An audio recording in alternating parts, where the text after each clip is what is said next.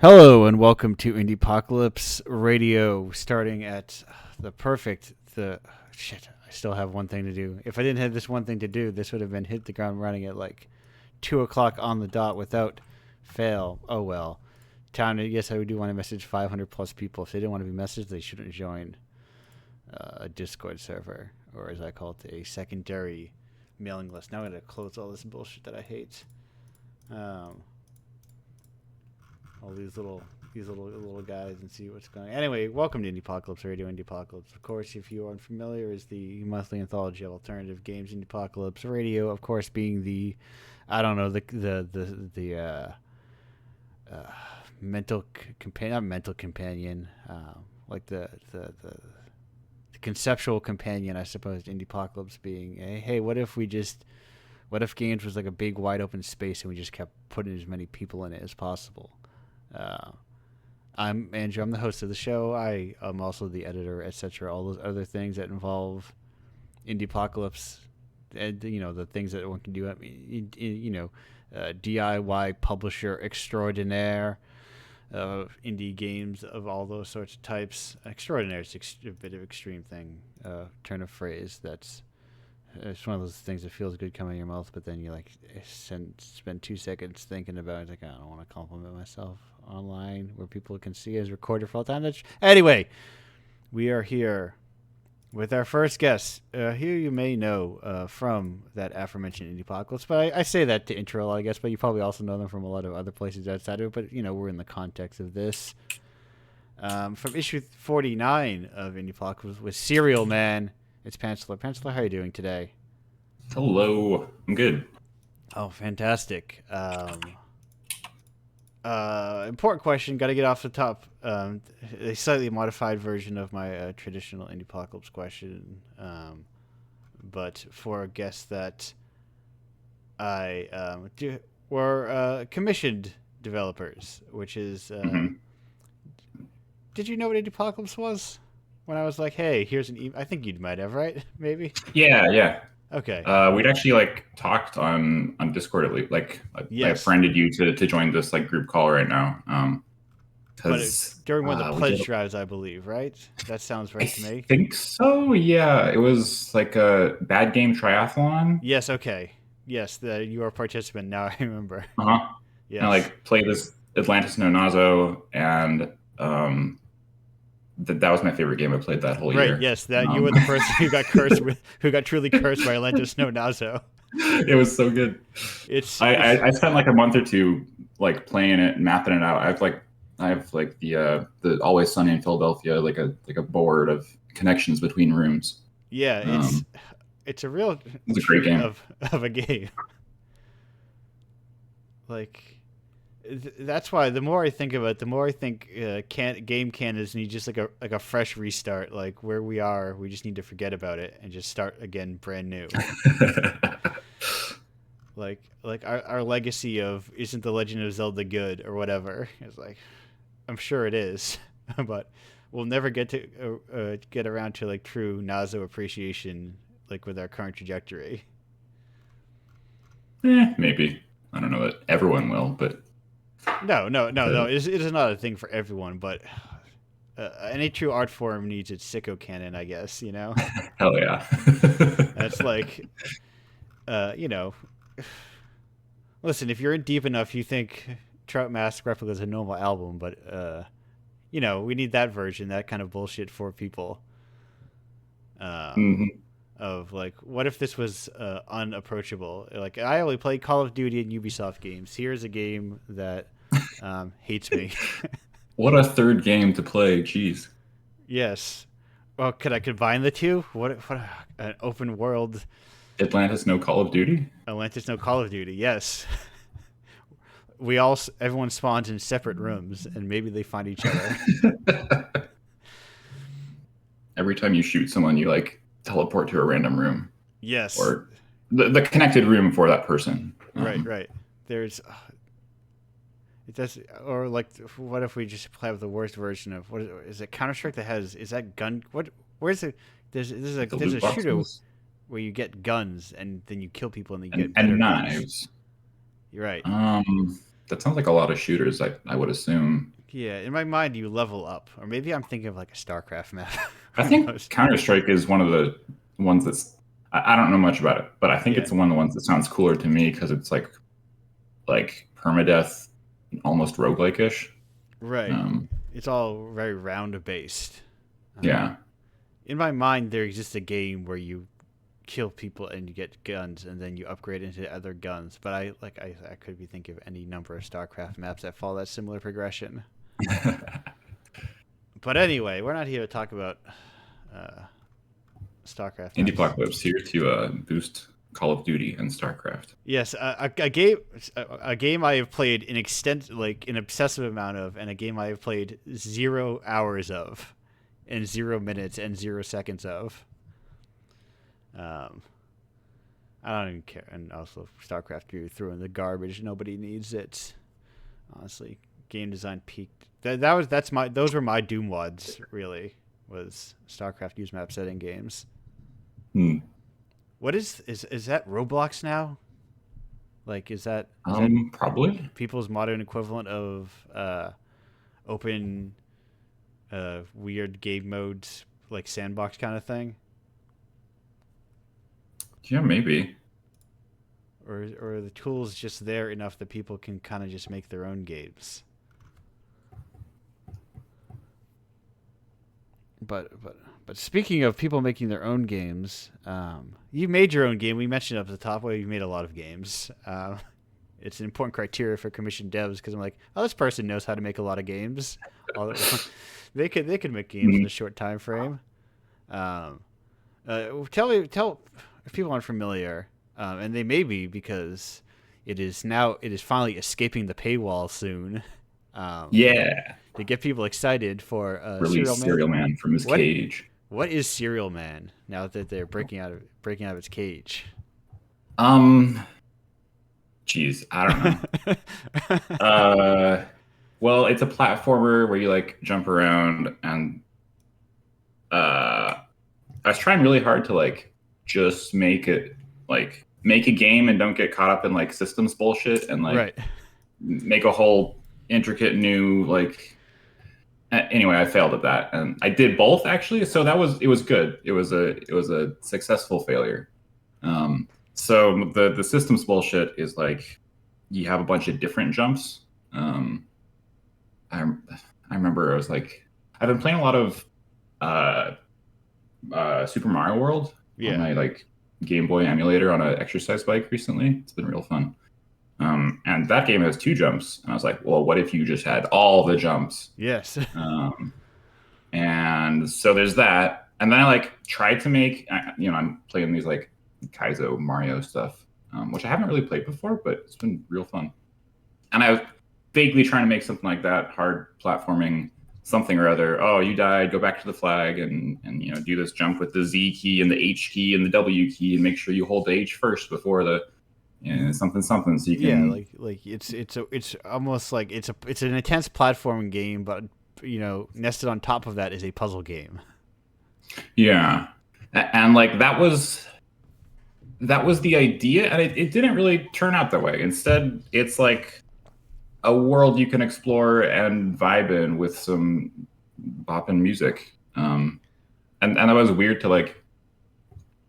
I kept trying to make it like a really intense, difficult game, and it didn't turn out that way. I was like, well, I guess this is fine. I like it how it is. Right. You just kind of it's part of I don't know, the benefit, the nice things of deadlines, perhaps. Yeah. Is that yeah, like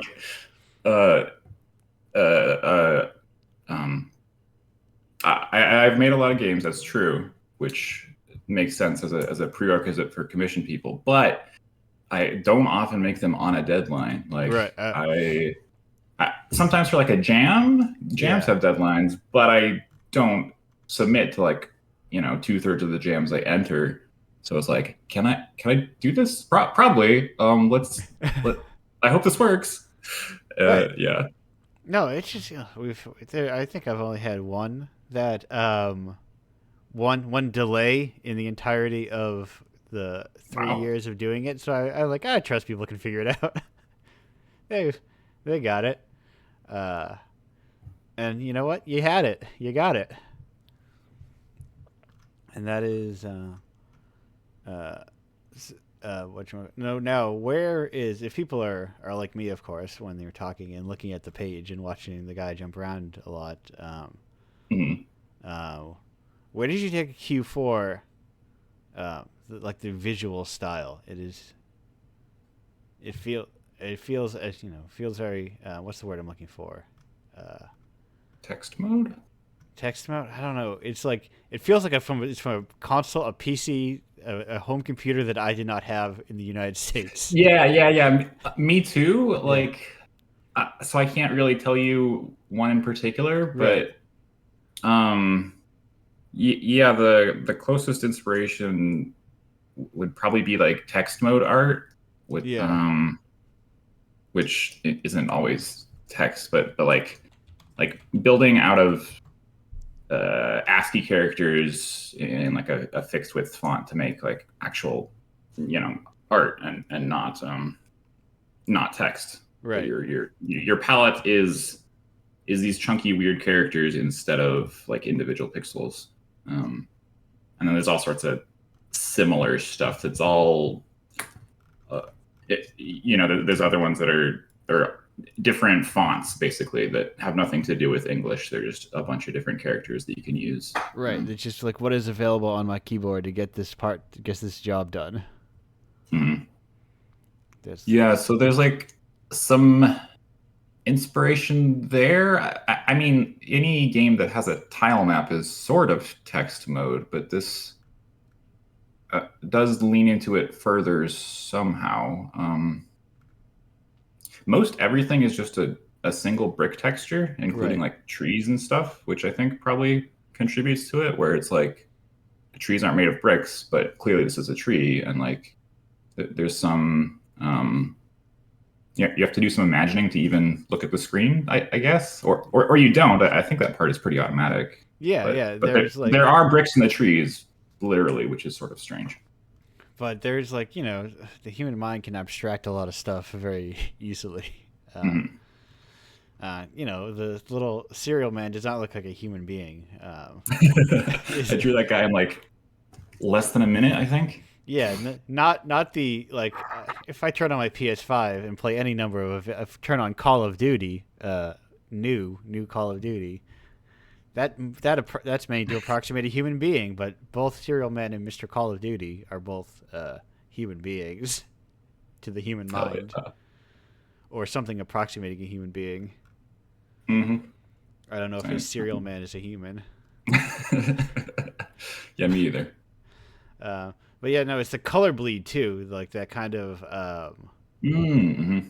It very specifically in my mind. I don't know if it is ZX, but it makes me think of the ZX. Yeah, I also am not familiar enough to say yes, definitely, Yeah. but that is one of those consoles that's like I should like this. I just haven't gotten into it. Right. You're not a real Or is it Solstice even a console? freak I yet. don't know. Mm-hmm. But yeah, no, there's giant swaths of computer games and just there are a lot of video games that There sure are. that were not preserved through time. It's hard to what's the Tubi of video games, and I guess it's just emulator sites. The Tubi? I don't recognize that. Oh, is Tubi a U.S. thing? Tubi, it's just a site that's got it's a free streaming service. It's got a bunch of stuff on it. Ah, gotcha. It's just got like a lot of trash and a lot of just like nonsense on it Nice. for free. It's like Tubi's got your back when you need help. And I feel like there's an increasing number of streaming services are bad for people in things a lot of the Mm-hmm. times. But there is like a benefit to just like the wide accessibility of it. Of being able to just type into my TV the name of a movie and get it. Is like Flash games or Newgrounds or Itch like a more Yeah. I don't entirely know what that is, but it sounds like that could be similar. Like, Right. I think I'm thinking of like if you wanted to pull up, if you're like I'm in a ZX mood, you go to mm-hmm. emulators, but that is always a very precarious thing to rely on, you know. Gotcha. Yeah. And there isn't as much like just part of it's probably just like programming and like code does not transfer one to one, but emulators work pretty good. And people make new stuff all the time for like all the systems, Yeah, yeah. or just inspired by it. I think it was actually someone added Serial Man to a collection on itch. I don't know how I found that. Like, you don't get notifications for that. Yeah, I Somehow don't. I was on a collection that had Serial Man on it, and I was like, oh, everything else here looks great. And I played a couple. I was like, yep, I like this. I'm gonna keep this collection around. Thank you, person who I don't remember your name. Oh, what is now? Here's the question: how do I find if things are in collections? How Yeah, do, I don't know how I found that. yeah, it's the same thing where sometimes where I have a giant collection of games, and I say if your game's on this list, consider submitting it. But sometimes people will say, "Oh, you added my game to a collection." I'm like, how do you know that? I actually I think it's in the back end in itch. Oh, Um, like if you like dig around of like I'm going. I'm trying to click on your edit game for Serial Man. Obviously, I cannot do that. yeah, But in there somewhere. Like next to reviews, which is weirdly hidden, and like I have too many projects on my itch page, so I yeah, am sure there's like at least a couple reviews somewhere that I've just never seen because itch doesn't really surface those to you. no. I'm looking. I'm like, where do you even find those? I don't remember. It's under rate. If it's like, yeah, you go to interact. It's in your interact section, Yeah. and then you can see collection. It's a very A is retro. Thank you for adding it to A is retro. Oh, there are some other people who add things to Indiepocalypse. Look at them. Multiple lists is called it. But anyway, we're not sitting. It's just a very good site, but it's like searching structure and all of that um, leaves a lot to be desired. Like the obvious thing that comes to mind is like Amazon recommendation or Steam Right. recommendation stuff, which I don't want. So maybe it's fine as is, but yeah, it's hard to find things for sure. And sometimes it's hard to like search for things. Like you have to I search for search. a specific person's name and I can't find them. It's like okay, well I guess I'll go to DuckDuckGo. They're there. Right, exactly. I was like, I can't find this person. I'm pretty sure I typed it in right. They're not showing Yeah. up. Yes, exactly. DuckDuckGo, them plus itch. Nailed it. Yep. That Found works. it. But I guess like that's what one step removed. So who cares really? Yeah. Anyway, video games, those things. Why? Someone is waiting specifically until I start a show to start messaging me. Very odd. But anyway, they're asking me like, can they put music on those tapes? I'm like, and my instinct is just burn the music to a CD. What are you talking about? Burn your music on a CD. That's what CDs are for. They're for burning music on and then giving to other people and being like, play this in your car. Maybe. I have a CD like bay or whatever in my Yeah. computer that I have never used and recently unplugged so I could plug in a third hard drive. Oh, I have my old DVD. Mine does not burn, but it's there. But it is, yeah. That is actually why I went to USB sticks. I originally was burning stuff on the DVD because they're super cheap. Uh, Mm. Hmm. but then a lot of people were like, "Oh, I don't have a disk drive on my computer." I was like, "Oh, it's a uh, they're like so cheap and easy to store and lightweight. They're like 10 cents basically for like a DVD R that holds infinite Dang. data, functionally infinite data as far as burning one video game on it is concerned. How long did they last? Like 20 Uh, years or something? Which is how long does anything long, last but really? also not long. Right. Yeah. Well, I don't know. I have stuff. I have like PS1 games. I think that I still run for fine. PS1 Mm-hmm. older than that, unless DVD-R specifically have like worse deterioration, like the cheap DVD-Rs you get, but probably. Sure, yeah. Well, whatever. The impermanence of all life, I suppose.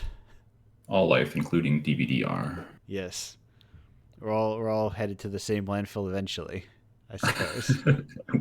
with the ET cartridges. Yeah, that's if I could get a legacy of success or a legacy as a failure, you still maintain a legacy. People are still talking about ET nowadays, and who's talking about Demons to Diamonds still? I do not know. Yeah, it's Proving your point. There's an immortality in failure. I mean, even Ozymandias, we still remember his stupid foot, even if the rest of him is gone. but that's all. That's all. Besides the fact, oh no, I closed my important thing that I was looking at. But do you have a kind of a general, like, you're just sitting down to play a video game? Do you have a sort of preference I know you mentioned Mario earlier, Mario World. Mm-hmm. Do you have a sort of preference that you lean towards?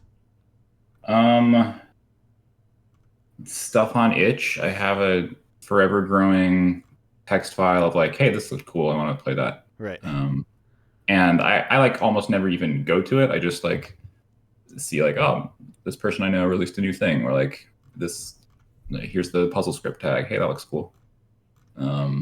Or like the Pico 8 forums, people just post stuff there, like all sorts of stuff. A lot of copies of this one, or copies is too harsh, but like a lot of first games made out of a tutorial of this one specific tutorial. And right.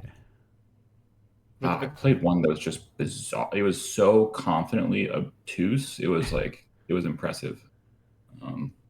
Yeah, because it's like, a good starting point is not like necessarily the same like end point. So it's neat when people take that, like, oh well, I don't know how to make.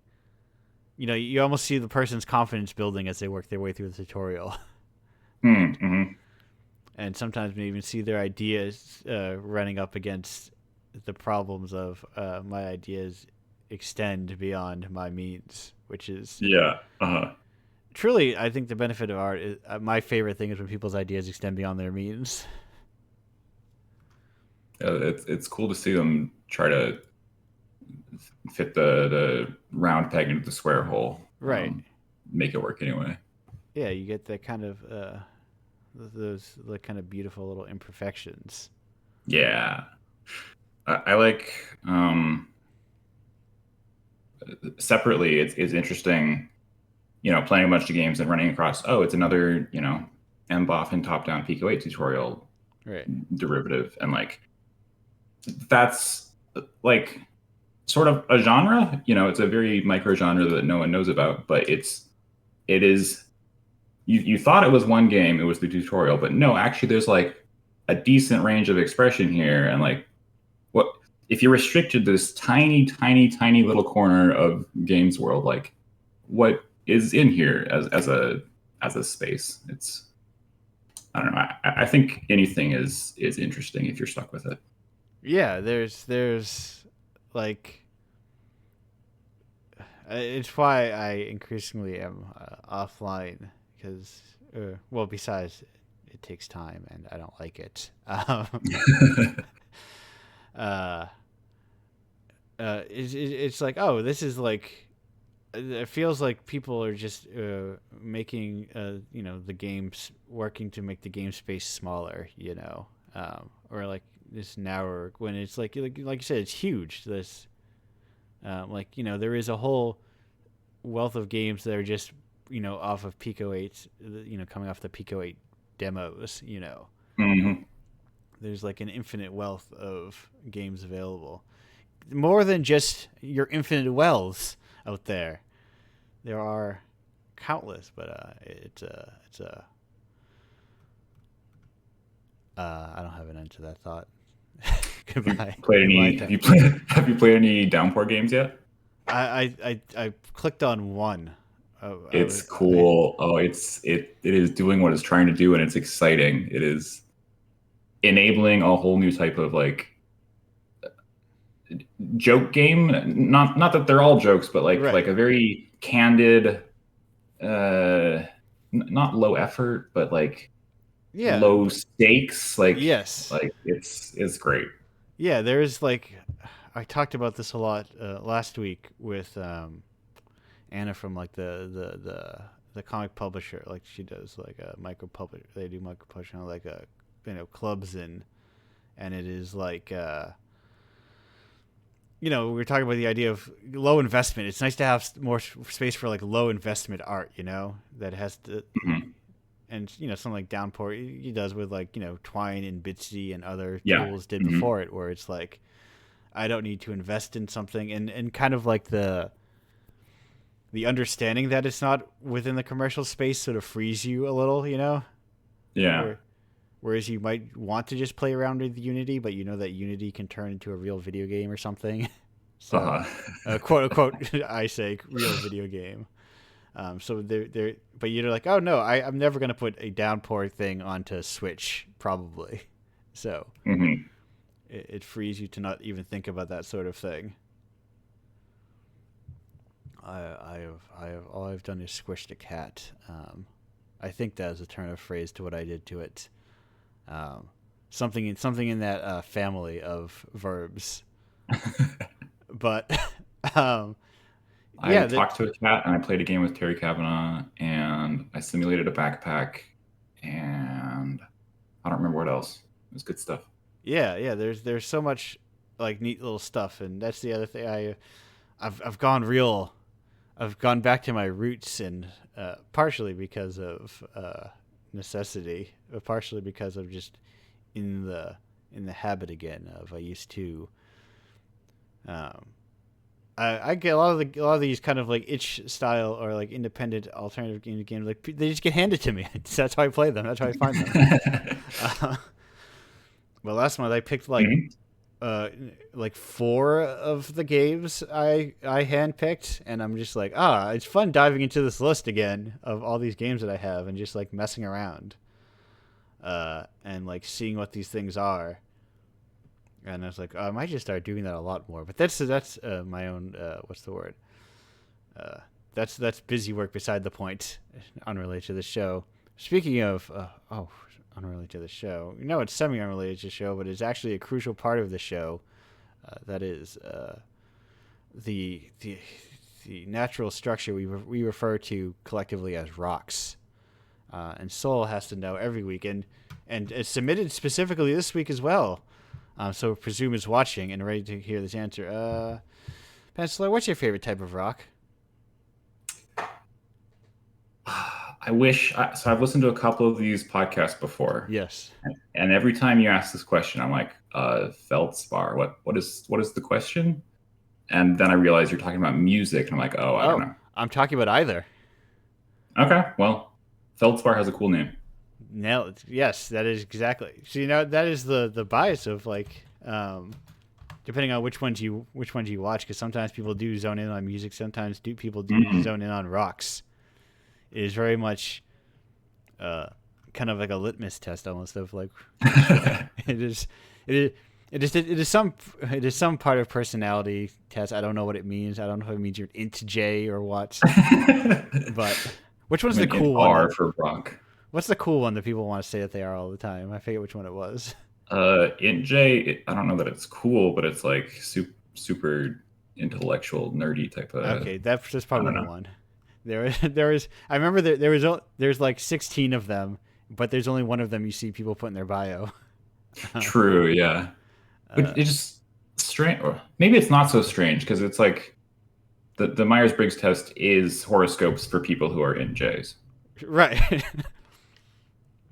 It's like self-fulfilling.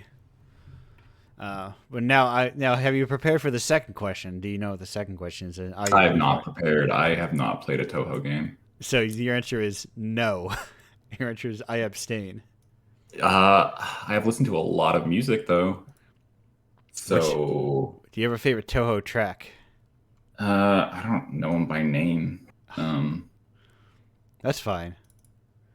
That is Yeah, acceptable I don't know. as an. It is, so as you listen, of course, it's an optional question. No requirement.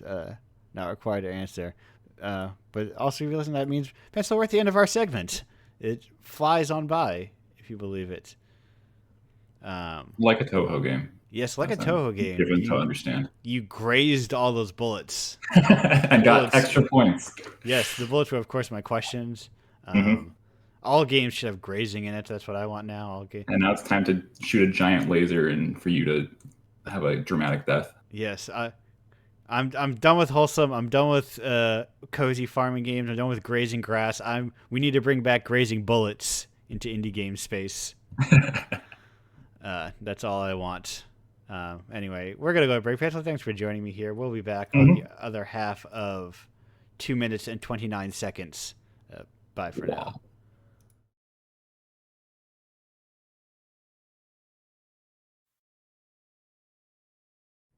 Hello, welcome back to Indiepocalypse Radio. That was Self-Defense Family with Certainty of Paradise. I don't usually talk in a staggered manner like that. Hello, we are here. Welcome back. We are here with our next guest, who you may know from, once again, issue 49 of Indiepocalypse, of course. It's almost as if try to get everyone on the show, and then as new issues come out, I bring them all on the show. But it's Eggs for You. It's Little Rat. No, with Eggs for You, it's Little Rat. Hello. Yeah. Hello. Hello. Hello. I got it now. I can finally ask the important question. How did you hear about Indiepocalypse? I got to know as a piece of informal marketing. I think I might have seen it first on front page, but I do also know people who are part of it. Yeah, I feel So like that's probably why. that is an increase. If you're making indie games and you're not making them isolated, that feels like it is an increasing inevitability. Yeah. So knowing people who know people who know, and then that's how things go. Yeah, there's only been like 500 developers in it so far, give or take. There's a lot more than that. So Yeah, there are still. I've got a whole page of like, um, what is it like? How many games are on this list? This secrets list. Oh no, I have to add another game to it to figure it out. Oh well, there's like 1900 or something. There's a lot of people on that list. Oh no, sorry, 11. It's 1196 of theoretical and new developers, give or take. Some repeat games in that list from the same person. But anyway, speaking of games, you made one. I mentioned it. That was in Indiepocalypse. Eggs for You. People unfamiliar with Eggs for You, how would you describe it? it is a game about being a little egg guy who likes to give eggs to the people, but the people do not want to receive eggs. They are incorrect. The answer is always to take the eggs. Yes, that is. I I thought about eating an egg before this show. I I had the option to eat an egg, and I was like, I will pass. You don't need to eat them. You just need to have them. I I do like to eat them though, and I do like to have them. I mean, my promo image for this show for I think the entirety of its existence is that Always Sunny image of offering an egg during these trying times, Yeah. Yep. and that except that he's offering an MP3 because it's a pirate radio show. Mm-hmm. But yes, there's a lot of good. So there's so many people who are fans of these eggs. I'm always on people's pages, and it's always hit or miss. I never know when people are going to have a full comment section. You've got a full comment section of egg fans. Yeah, I think there's a couple things with that. One of them is that because not all of my games, not all of my games get a lot of comments. I think something that happened with that game is that it's a web game for one thing, which makes it a lot easier for people to play. It is also part of O2A2, which does get quite a bit of traffic. Yes, yes. O2A2 is also always really helpful for traffic. I know the quote unquote top game, one of the games that got a lot of traffic in that in that gem is Trapped with Jester, and I think actually Manly by the Hero played that game, which obviously means it got a lot of traffic. Sorry. Who was? I missed part of that. You cut out for like a bit of a second. Yeah. It was so. I think the quote unquote top game, like the game that shows up in the top left corner of submissions for 02A2 2022, is Trapped with Jester. And that game got played with a really popular horror YouTuber, Manly Badless Hero, which probably skyrocketed it in terms of views. I mean, I think about these things, it doesn't matter that much. These are games we make for our own sakes. But I do like to take a look at like, oh, for some reason people really like this. Why is that, right? Right. You know, games have such like. Games are in a very weird spot because there is like, it feels like there is commercial games and free games and nothing in between. You know. Or like, yeah, I mean, I think on itch there are a lot of people in that weird in between. Right. It's just that in the quote unquote mainstream, people don't pay attention to it, so they think it doesn't. Right. Yeah, so it's a weird thing. So that it doesn't feel as like codified as, you know, someone who would like an artist who would go to a lot of zine fests, or like a musician who plays a lot of local shows or something, and that, you know, an actor in commercials or a local stage. There's like that kind of hobbyist commercial space, whatever you call it. So it's like sometimes hard to define like, oh, I do like making this for fun, but also it is nice for other people to play it and that kind of thing, you know?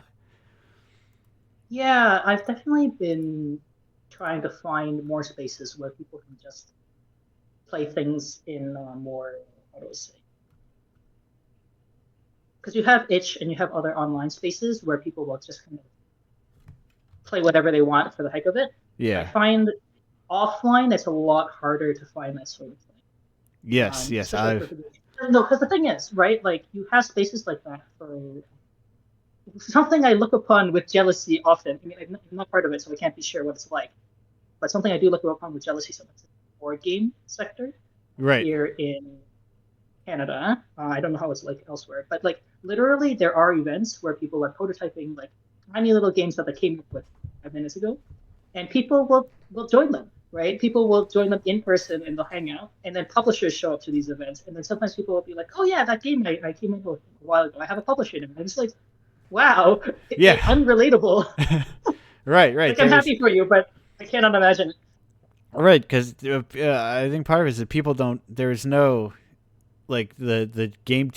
As far as publishing games go, video games go, like the tier of publisher probably peaks at like, or like the floor is probably, oh, we multi-million-dollar games or whatever, you know. There's no one who's like, yeah, I want to have a publishing library of short 10-minute personal experiences. Mm-hmm. Yeah, I mean, in a way, like you could say it might be because it's almost easier in a way to make like your own video game than it is to make your own board game. And what I mean by make in this time is just like the options for self-publishing for video games are a lot better than for something like board games. I would think. Again, I'm not super experienced. Oh yeah, it's definitely board games. Like you can, because you can upload a file. You can upload like people do on itch, upload like print and play games. Yeah. But if you want to like have like a physical board game, it's a lot harder if you don't go through it. Yeah, like I think there are some. I forgot the name of it. Something to do like factory or foundry. Some kind of word in that milieu is involved in that, where you can do like print on demand game board games. Something along those lines. I don't remember the name either, but that sounds familiar. I did a card game with that once, but also it's once you print on demand is very expensive. Oh, of course, yeah. Yeah. I mean, it's kind of like, you know, the limit, like the weird limited edition physical copies of video games that are usually available. Yeah. You just have to get in people who like are willing to pay the premium for it. Right. You have to. Yeah, people who are willing to pay. People who are like, you know, it creates this weird secondary like collector's market sort of thing. Where yeah, that really is what it is. where it's a strange thing where it's like, oh, it's our getting games in to get them as collectibles, sort of, because you have. I mean, as someone who does like physical things, because you never know when your digital copies of things will be rest from your hands forever. I'm like, I just want to be able to play this game whenever I want to play it. I don't want to have to worry about whether they lost the license and got delisted or something, and I no longer have access to a thing. Mm-hmm. But it's there's board games are also like a very different. Even though, like, I guess they also have been. It's one of those things. I guess they've been around a lot longer than video games have. You know. Yes, for sure. The game of chess, like, awfully old. It does feel like they've gotten more popular recently. I mean, yes. A wider variety have been popular. Obviously, chess and Go have been popular since right, but a very long time ago. But like the new Euro games, stuff like that. It's just like, oh, I can't keep up this. I'm glad everyone is having a good time, but I also don't hesitate. The video game cottage industry, like the video game board game adaptation cottage industry, you know, of just like, hey, welcome to my Dark Souls board game, welcome to my Mass Effect board game. I don't know if there's a Mass Effect one. I don't know. Yeah, there's been a couple of those recently. If you had to make a board game adaptation of Eggs for You, how would you make it? How would you make it? Would it just be going to people's? I guess would it just be going to people's houses and asking if they would like eggs? I mean, that's the true adaptation, but that's also terrifying to do in real life. Yes. Yeah. Eggs for You is very much a game about inappropriate social behavior.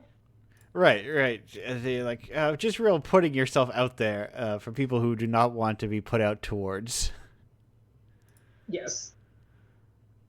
That is the internal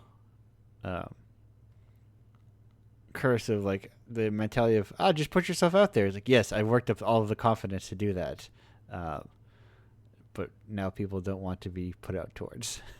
What do I do about that? I like writing characters like that sometimes who are just. I like to write people who are just doing their thing obliviously. Right. I think it's really fun. Yeah. Right. They kind of like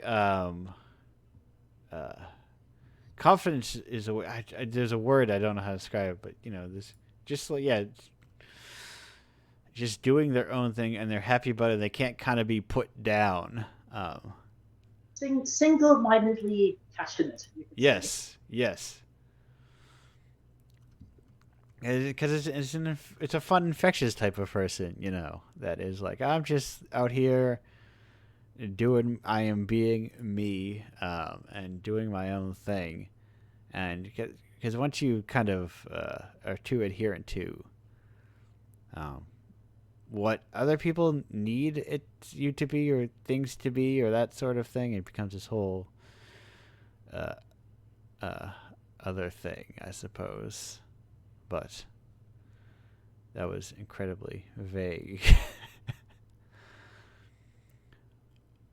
But, I mean, that's kind of what we're doing here, I guess.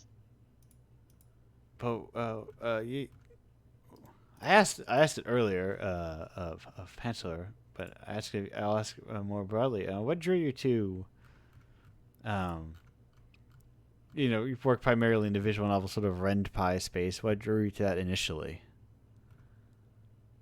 So I was actually when I was little, I wanted to be a writer. Yeah. Right? Like, books are very long.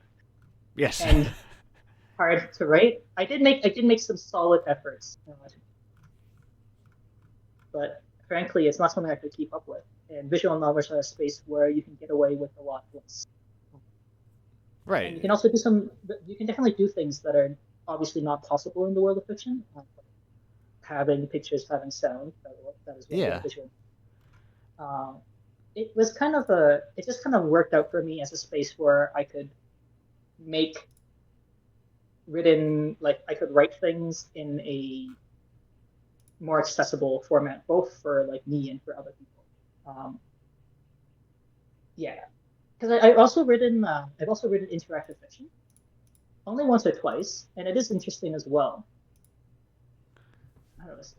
Yeah, because it is like it's a slightly different like they're different mediums. They're extremely even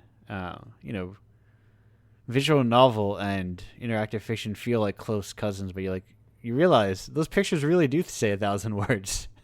Yeah, the vibes are really different. I found that I do have an interest in interactive fiction as well, but I found with visual novels because I tend to be really interested in dialogue.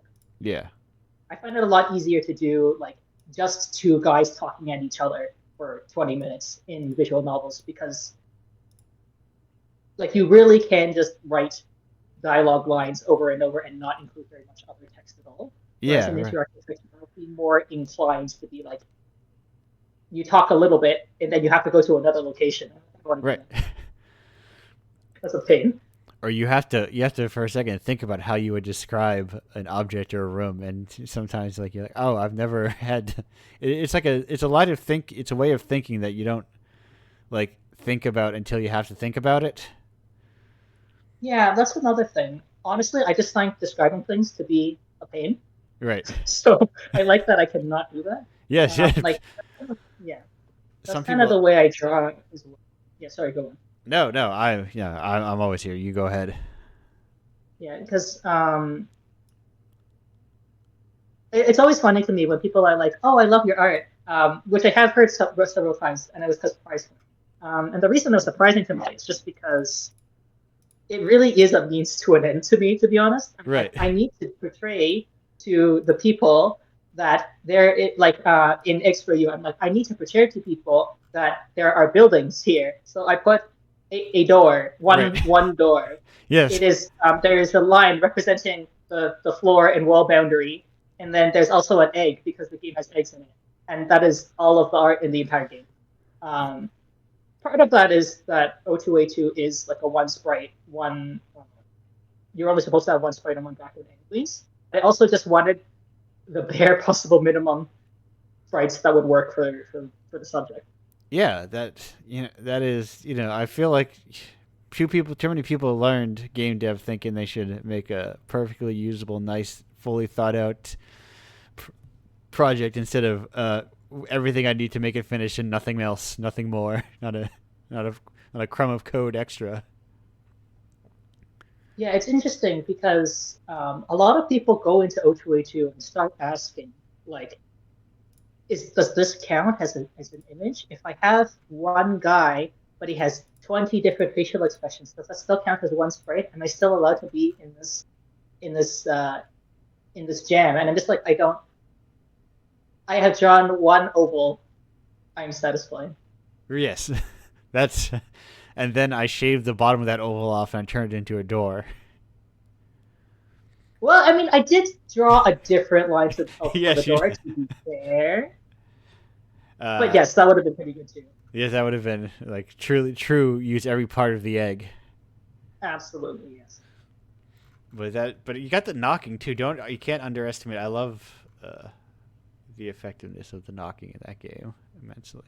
Yeah, I also like that's actually kind of a slightly weirder thing to do in Ren'Py. It's not really like if you look into the tutorial for Ren'Py, it's the sort of thing they teach you.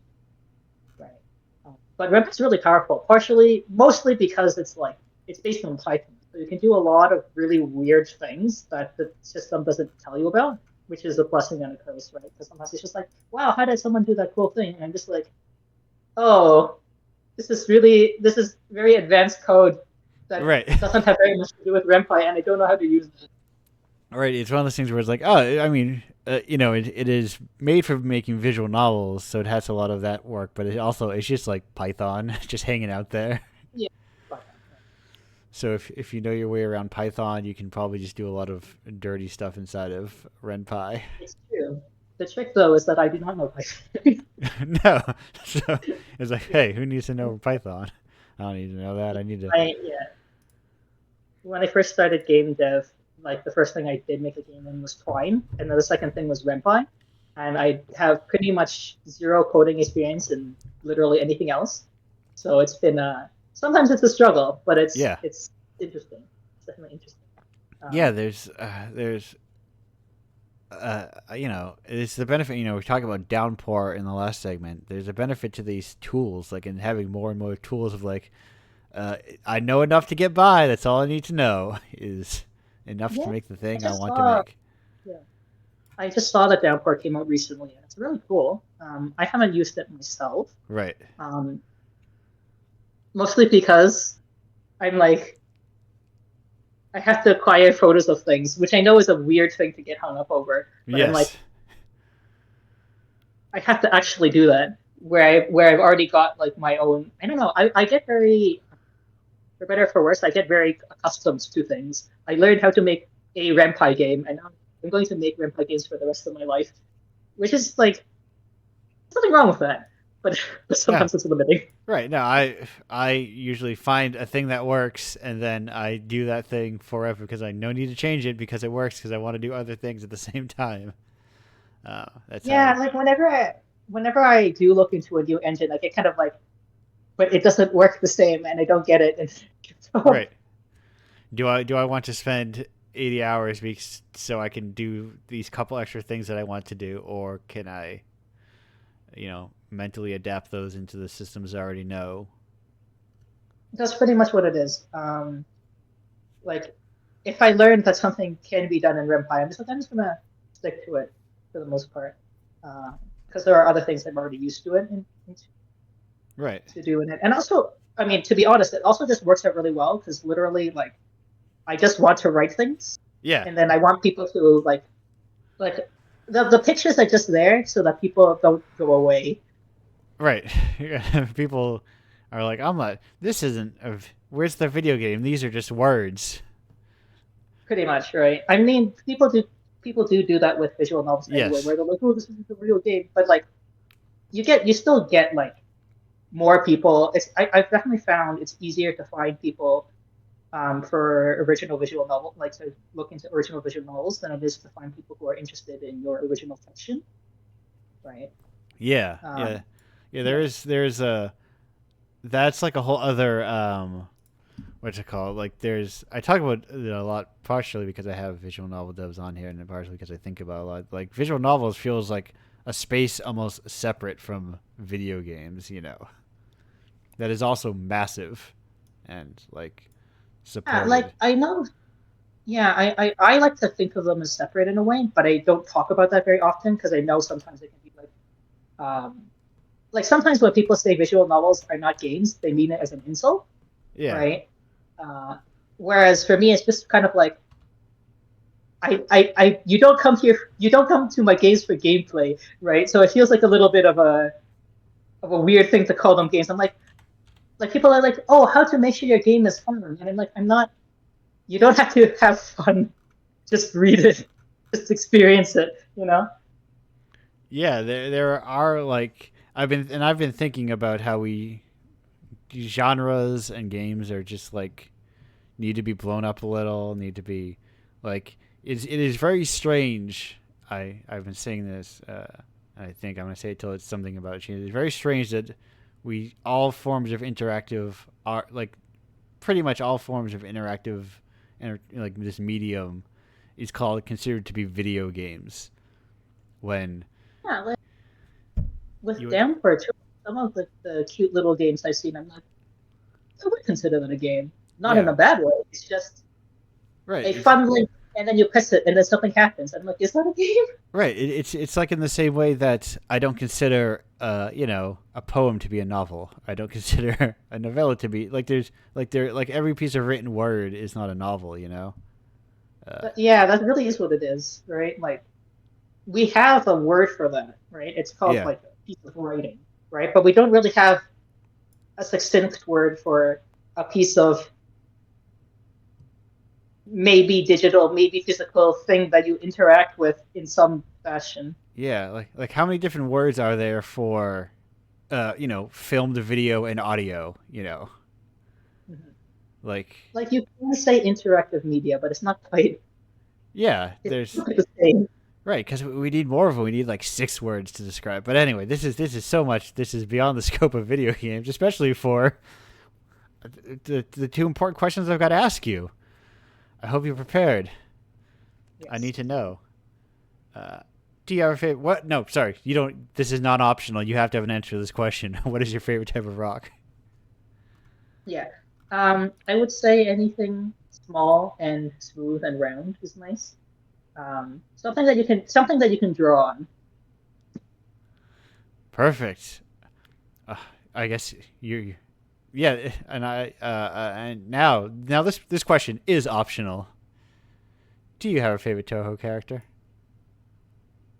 So I've never actually played Toho, but way back in the day, I watched like Iosis videos, and so I've gained a fondness for Reimu, even though I don't actually know very much about her as a person. No, that is Toho is a wide universe. You never need to play it to understand it, to feel it in your bones. To be specific, I watched like I had no idea when that video came in. I watched Neko Miku Reimu, and I'm just like, this is so catchy. Right. Yeah. Now I have a fondness for Kitty Cat Reimu. There's an entire world of Toho people like I just know music videos. Yeah. They're video games as well. But well, all right. Thank you for joining me here today. We're gonna go on a break right now. Yeah. And I'll see you all on the other side of 2 minutes and 16 seconds. Bye for now. Mm-hmm.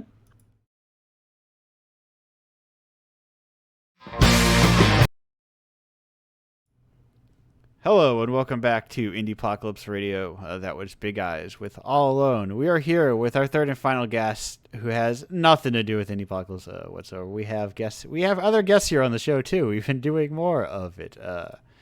Our next guest you may know from writing games writing around the internet from such places as Paste, Polygon, Unwinnable. It's Emily Price. Hello, Emily. How are you doing today? Hi, I'm good. Thanks for having me. Yeah, I realized about halfway through this episode that I'm the only non-Indiepocalypse affiliated person today. I think last week we had a 0 affiliated. I'm trying to remember. No, we had 1. No, Madeline was part of it, but there were 2 non-affiliated. One person didn't even work in games at all. This is a general arts space. But no, that's part of the point of the show. Is I just kind of like hanging out with people, and it skews obviously towards Indiepocalypse because those are the people who I feel most confident will answer my emails. Well, I'm happy to be here. I will say, I was like poking around. I think I followed you on Twitter like forever and ever, so yes. I am familiar with Indiepocalypse for sure. But I was familiarizing myself with some of the games that you've featured in the past, and I was clicking around some old issues, and I did find one game. So, as background for anyone listening, I've in addition to my games writing, I've worked as a professor at a college for a couple years. I've adjuncted. And I did find a game that was about being a horse who is adjuncting at a community college, and yes. I felt very represented with that. I can't remember what the name was, but it was one of the older issues. Yeah, you're putting me on the task. It's got a pun in it. Something with neighbor? There's a pun in there. I know that much. I can look it up on the next break, but it seems great. Yes, yeah, no. There's a whole. Part of I think there was a point last year where I was like, let me during my there it is, I found it. Yes, Martian Neighborhood College Horse Catalog by Lucian Khan. I knew there was a pun in there somewhere, but yes, no. At some point, because I was very neurotic about I cannot.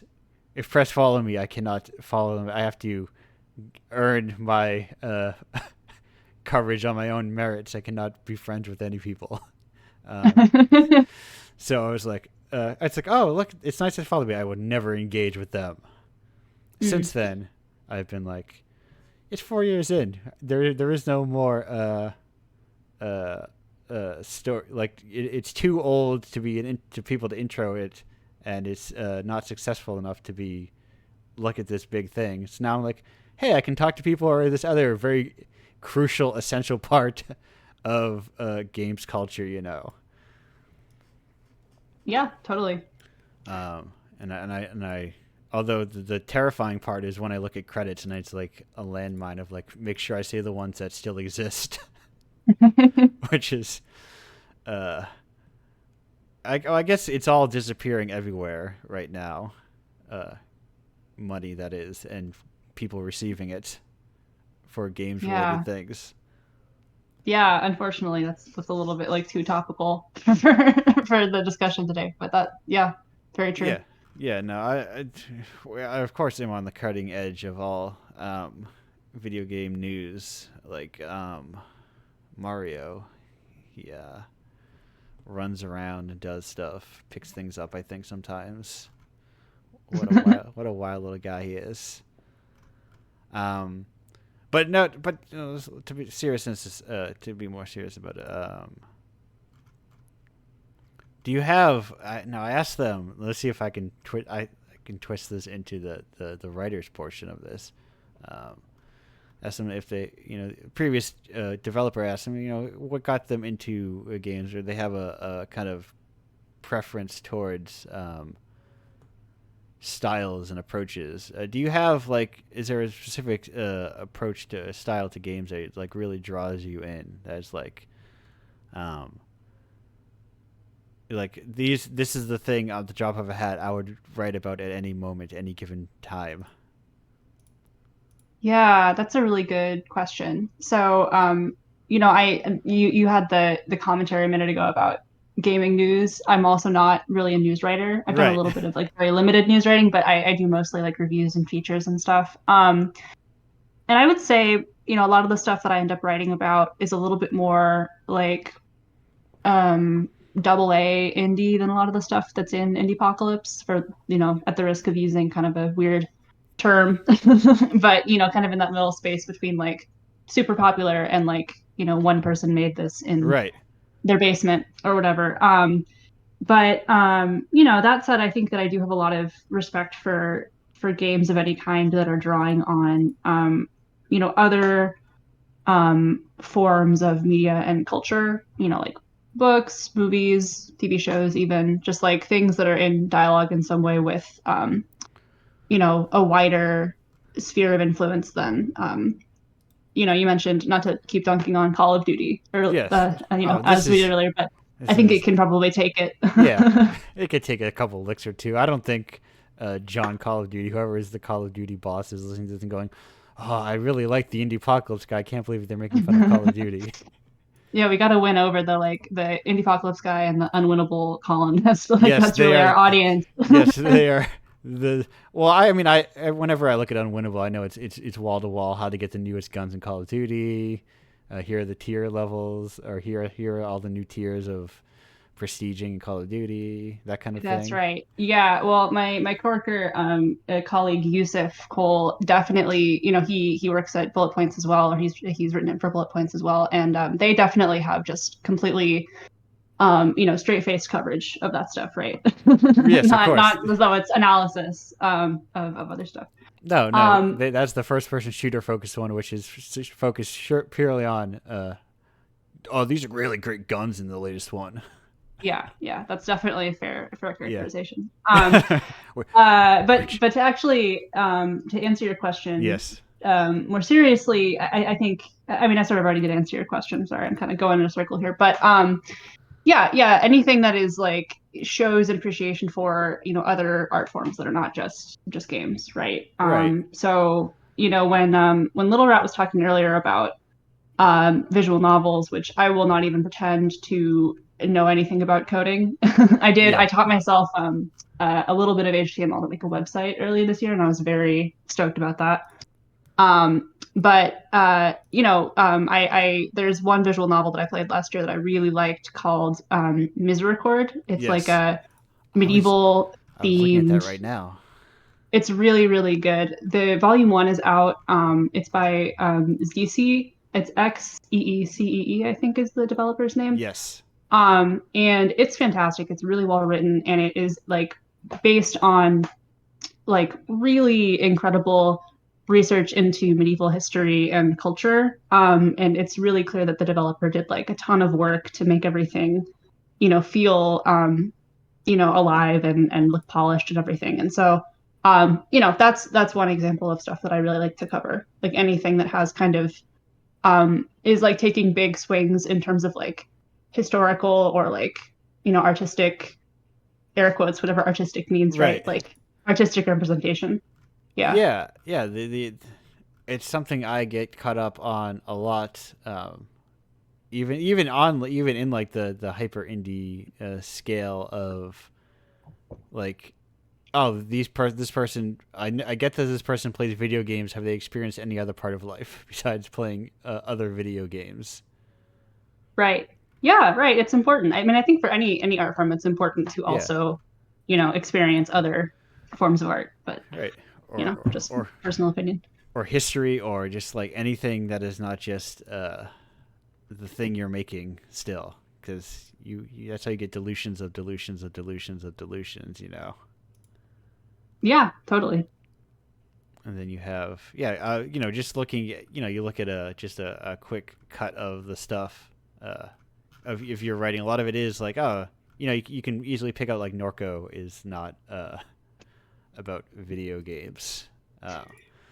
No, Norco. Norco is fantastic. Everybody should go play. Yeah. That's Norco if people can't tell from the audio, but really excellent, like point and click, sci-fi, deep south, like eco horror game. I don't know if horror is the best descriptor, but like certainly like environmentally focused game. It's all about like pollution, and it's really, really incredible, really good.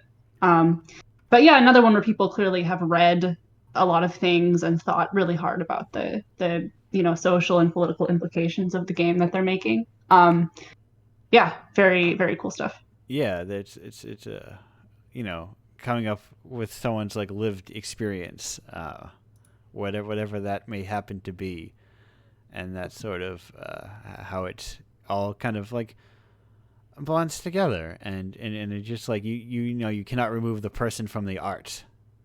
For sure. Which is weird when you sometimes feel like and horror, saying classifying games is like saying not horror, because horror has, I think, a very specific lane in games, right? Especially right now, I think when you use the term, horror is a broad genre in everything and not just games. But like it feel like as of right now, it means a very specific sort of thing. So yeah, I wouldn't know. I'm a huge scaredy cat, yes. Unfortunately, when it comes to horror. But yeah, I do agree. Like things can have like horror elements and not necessarily be just in the genre, for sure. Right, a scary guy jumping at you. Yeah, no, that would be like my very least favorite. This is not an indie game by any stretch of the imagination, but I have been watching somebody's like Twitch VODs of a playthrough of Alan Wake 2, because I played Control a few years ago and I like absolutely loved it. One of my favorite games. And then I like thought about the prospect of trying to play an Alan Wake game, and I was just like, no, I will like I will cower in fear the entire time. This is not happening. But, is Alan Wake scary? Huh. I think it has jump scares, which for me is like the non-starter. Yes, but I think it's kind of psychologically maybe a bit disturbing. Yeah, it is interesting to see like kind of like this remedy, like Renaissance almost. Like, or I guess maybe they had they've always been around, but it seems people have been picking up on. Well, listen, when I was playing the original Alan Wake, people were like, "This game is a 7 out of 10 at best," and I'm like, "I love 7 out of 10s. They're great." Yeah, I feel like especially with the writing on that one, like it kind of has like circled around from like the writing is bad to like, no, actually the writing is good, and then Alan Wake 2 came out and they're like, actually maybe the writing is bad, and then I think like we've gotten far enough away from it that we've circled around again to like, no, it's good. Like it's bad, but it's good. Yeah, it's a very, it feels like, and I don't know how to fully describe it, but it feels, there's increasingly this kind of people's opinions feel based on what they think, opinions forged for like an online audience, if that makes sense. I don't know how to phrase this feeling I have. Where like people come preloaded with like, this is how I think other people are going to think about how I feel about a piece of art, rather than how I strictly feel about a piece of art, which I think is how you get these kind of like part of these cyclical waves of opinion, Yeah, that appear like very what's the right, like monolithic. Like everybody, right. Seems to think about it the same way, and then 2 days later everybody feels differently. Yeah, I don't know. I don't think I've experienced enough of that writing to totally be in one camp or the other, but I think like the fact that I'm talking about it at all, it's interesting, which I think is preferable to it being, bland and good. Yes. No, I'm not interested in things that are good or bad. Yeah. I'm interested in people thinking about things. Yeah, totally. I'm with you on that. Because it's a weird sort of space to try and find, because what's good and bad will change forever, and and it's non-universal. You'll never find universally good things. Yeah, absolutely. And it's all about kind of escaping the specter of that. But there's people posting. I have too many windows. There's so many games pages. I mentioned to a friend. Yeah, right. Also, yes, the random stranger element of posting online. That's why my secret is I just don't post. That is, I think that's probably also the benefit of like getting to do like long form reviews, but also just like long form pieces that are like features is the word that exists in my brain, but I'm sure there's a proper term about like writing about Final Fantasy 15 and road trips. Yes, I did just write about Final Fantasy 15. Yeah, I feel really lucky to. I've been doing freelance writing for about 3.5 years, mostly focused on games, and yeah, I feel super lucky. I mean, obviously the place I've been at the most consistently is Unwinnable, and I have my column there. Which I'm super grateful for. Like, I think it really is like a rare privilege to be able to write about, essentially whatever I can fit into my column's theme, which is, games in the past, which is a very broad theme on purpose. Yeah, because, right. I'm a coward and I want people to assume that whatever I'm writing about is related to the theme, even if it's not. Phoenix Sims was on the show earlier. Yeah. And a similar sentiment of I like having a broad column so that I can. Yeah. No, it's actually, I weirdly, before I was at Unwinnable, I like, for some reason, some magazines will occasionally have like a call for columnists, and I really don't think that that's a super.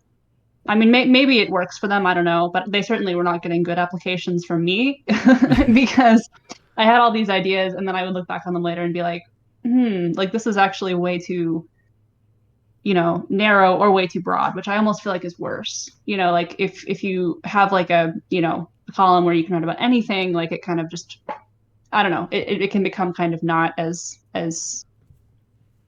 like productively challenging to find something to talk about. But yeah, no, but Phoenix's column is excellent, and I think that Phoenix has also kind of hit the sweet spot with like, pertinence and also like freedom to write about what is what's interesting and important, which is cool. But yeah, I feel super lucky to be able to do that.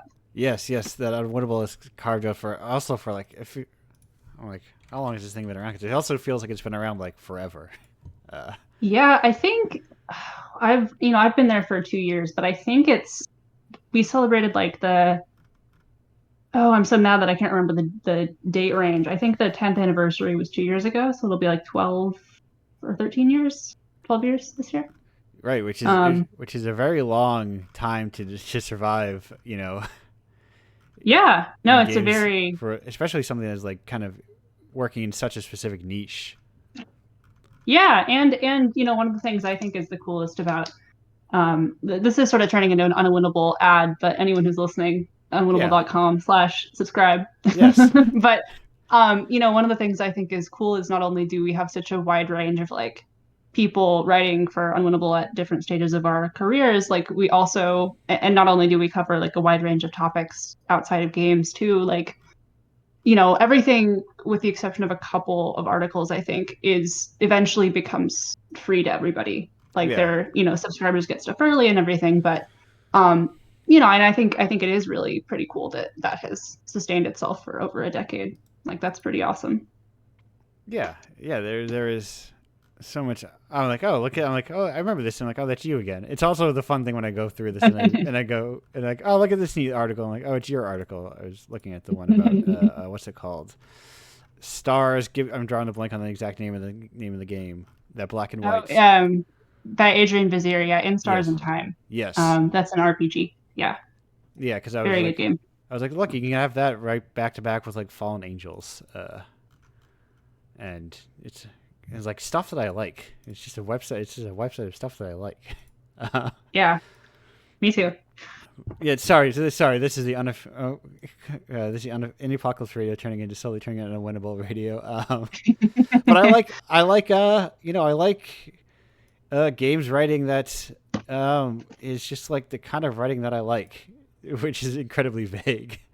But it's why I had was it a couple of weeks ago why I had like a whole crew for like Bump Combat on here, which is like a new kind of like long form essay. That's the word I was looking for, was essay.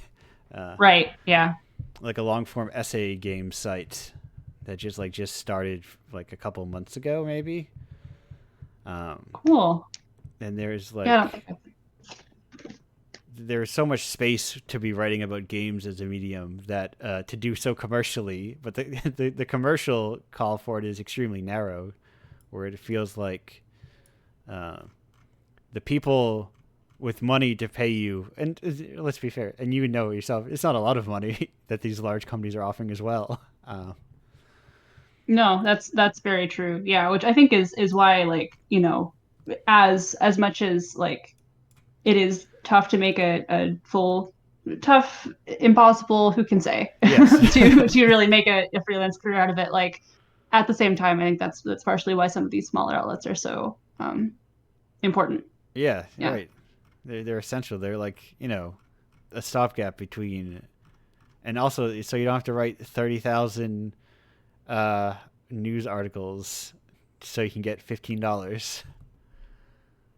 Yeah, I'm certainly happy about that. Right. You would never want to be on the game guide grind. I feel like people who are on, the quick call list for guides are like honestly braver than the troops. Like they are very strong and good at their jobs. And I honestly, I did a big long game review last week for it's a game called the name is ridiculous. It's called the Unicorn Overlord. People have heard about this one. Yeah, it's like an SRPG from Vanillaware, who are the people that did 13 Sentinels a few years ago. Oh, I didn't know it was Vanilla. Somehow it escaped me that this game was Vanillaware. Yeah, they have like the same style of character models and everything. The story is not as good as 13 Sentinels, unfortunately, but the game is pretty fun. But the amount of time that I spent on just, getting through that game to review it, I was just like, anyone who is writing a guide on this, like, right, God bless, like, thoughts and prayers, honestly. They have to be like 30 steps ahead of you, and you're already feel 15 steps behind. Yeah, exactly. So the reason I don't do that, there is a reason that I don't do that. Yes, Excuse me. it's backbreaking labor to do reviews, or not to do reviews. I mean, to do reviews also, yes. Well, guides, it's like it's everything breaking, everything will break. I think it's a torment to your soul. But speaking of other things that are backbreaking, carrying rocks around is backbreaking labor. Ellie, I gotta know, what's your favorite type of rock? Oh, I was not prepared for this question. I did not know that these came up. You had 2 segments to prepare. Where have you been? No, yeah. I think that favorite rock, I think it's called Serpentine. It's like the green rock with like the little like white thing, like white, I think veins is the right word, the rock word, that sounds running right through to it. me. You can find that a lot on like West Coast beaches, which is, I'm from the West Coast originally, and that's Okay. like favorite place is the beach out there. Favorite rock on the beach is Serpentine. I think I'm pronouncing that correctly. It's also like a word in a different context. So Yeah, right. Now, follow up. This one you didn't have to prepare for as much because you can say no. Do you have a favorite right. Toho character? I'll be honest, I don't know what that is. Oh, I also had time to prep for that one, and I thought it would be more honest if I didn't Google, and I just admitted that I am ignorant. long running bullet hell Dojin's franchise. Okay. Has a very extremely open license, which means there's a lot of fan games that across multiple genres. It's a very cool thing, but it's like a whole other lane of games. But speaking of lanes of games, no, we're ending. Yes, you know what we're doing. We're going on a different lane of the show, the break lane, real quick. Emily, thank you for joining me here today. We will be back in roughly 2 minutes and 26 seconds. Goodbye for now.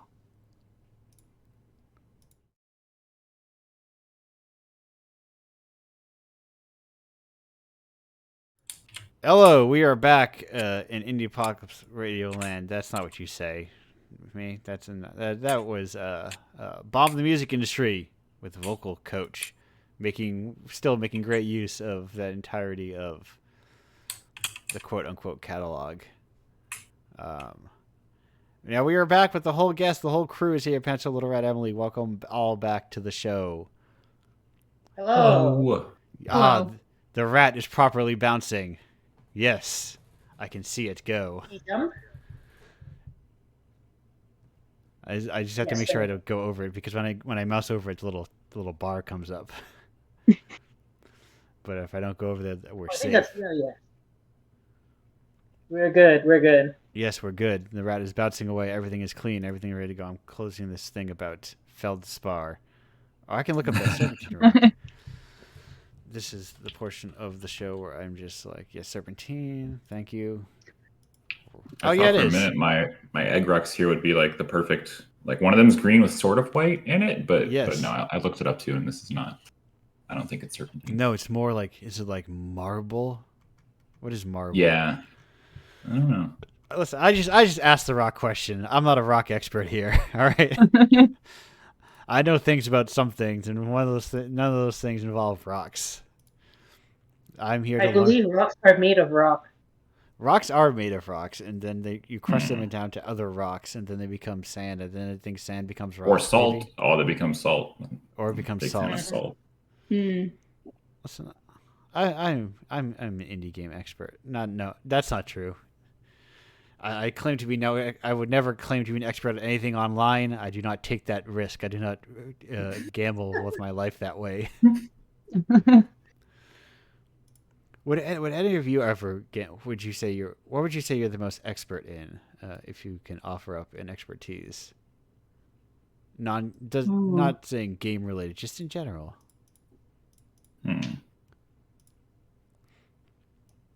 Like, would you argue they have any? I mean, maybe you don't. All of us are like, do we want to make that claim on the internet? You see. You succeeded. I thought you like Andrew didn't offer anything, so of course, clearly, this guy's on to something. But yes, no, it's a video games video. No, see, the problem with coming break is I lose all my intro questions. So I'm like, what do we talk about if we didn't have anything that we're leaving on? And that is, so I fall back to. You guys like playing video games? You like playing video games? They're all right. Video games. Well, now I'm just thinking about whether there's any indie games about rocks. Assuredly. There's that one about, what's it called? The queer man looks into a rock pool. Peering at rocks. Oh yeah. .jpg. Peering at rocks. Yeah. Fuzzy Ghost, future guest on the show, perhaps? Who knows? Who knows? I know. Yeah. You do. You have the most knowledge. Yes. I have the knowledge of my infinite spreadsheets. That I sent my first calendar request for one of these radio shows. As guests of the shows know, I just email you and say, "You're on your own, buddy. Remember." With someone was like, "You should send a calendar invite," and they're like, "Send me a calendar invite so I remember." And I go, maybe I should send people calendar invites. And I don't. I've survived 143 episodes not doing 142 episodes not doing that. I'll survive 142 more. If I got a calendar invite, I'd probably put it in my calendar, but I'd copy it by hand. I don't know how that works. Right. And that was the other question. Like, how many people as someone who has never who barely looked at a Google Calendar or any sort of calendar, like, would it even help? But we're not here to talk about calendar notifications to do anything. Right. Yeah. We're not here to talk about calendars and logistics of calendars and scheduling. That seems exhausting. But there are a lot of, and I'm thinking of this because especially one nearby, there's a lot of game conventions coming up as of soon. Are any of you Game Con attendees either for work or for play? I always think afterward, like, that'd be cool to go like meet people, but I did not do it again. Maybe next year. And so no. Wait, which one? Just in general. Oh. After a cool one, like I don't know, a maze or something. Yes, a maze is a tricky one, very far away. Yeah. But yeah, similarly, I don't have any coming up in my future.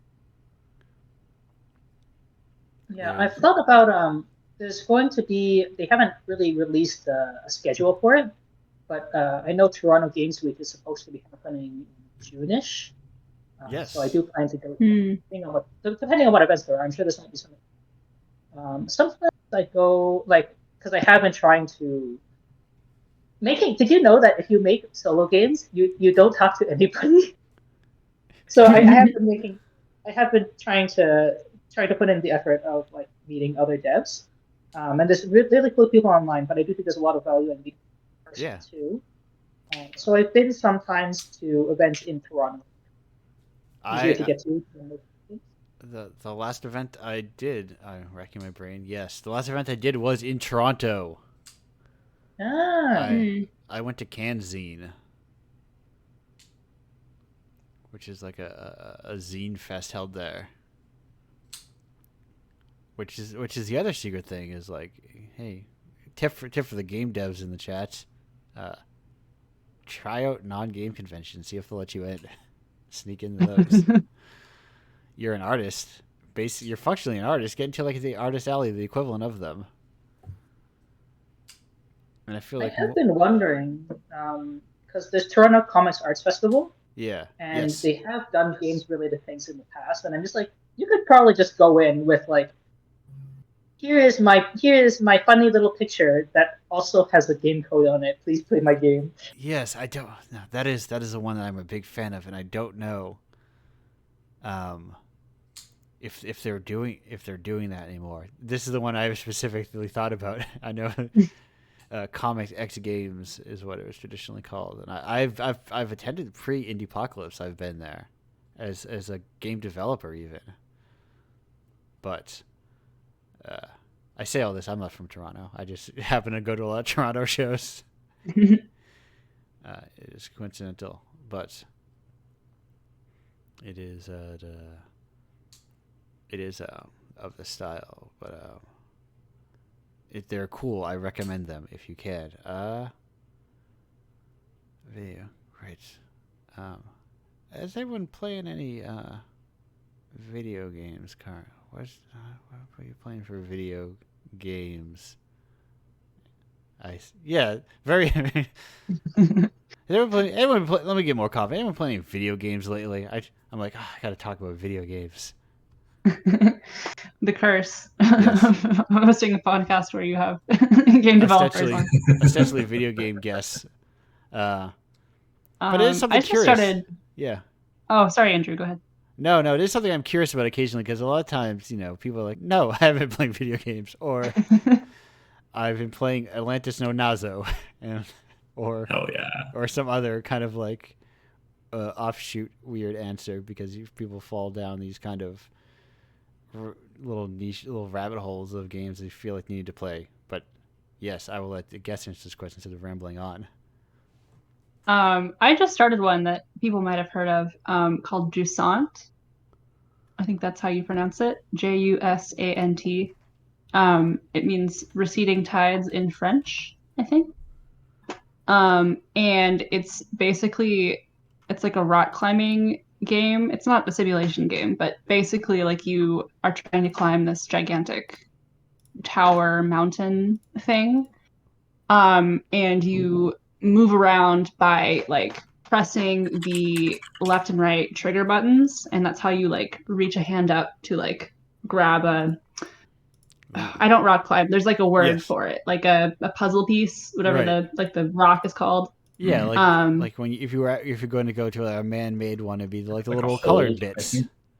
Yeah, the little like plastic thing. I lived in Portland for a while in college, and it was like during like the mid 2010s like rock climbing craze. Everyone was like a rock climbing sicko. Yeah. And I did not get in on that, so I don't know the right word. But I think doing it in a game is more my speed. But it's very cool. It's like the narrative is told through like a bunch of letters that you can find, and there's a lot of like environmental manipulation to get where you have to go. It's like very fantastical. Yeah, Jusant. I'm really, really liking that one a lot. I did not realize it's a don't nod. Yes, yeah, it is. I'm a big fan. I'm a big fan of I like Vampire a lot. I never played that one. It was an earlier other, if you want to be a vampire, but like a sad vampire or something. I think it was in the era because I feel like Don't Nod's been putting out a lot of not original works. It feels strange because I feel like they came onto people's radar with Life is Strange. So when I say like original work, right. I mean like not Life is Strange, but they also did that. What was it?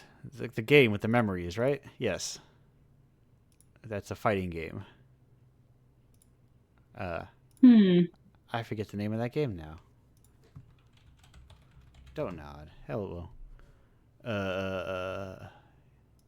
Anyway, video games.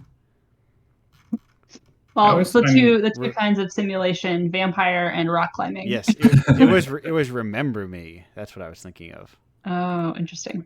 Their first like major release.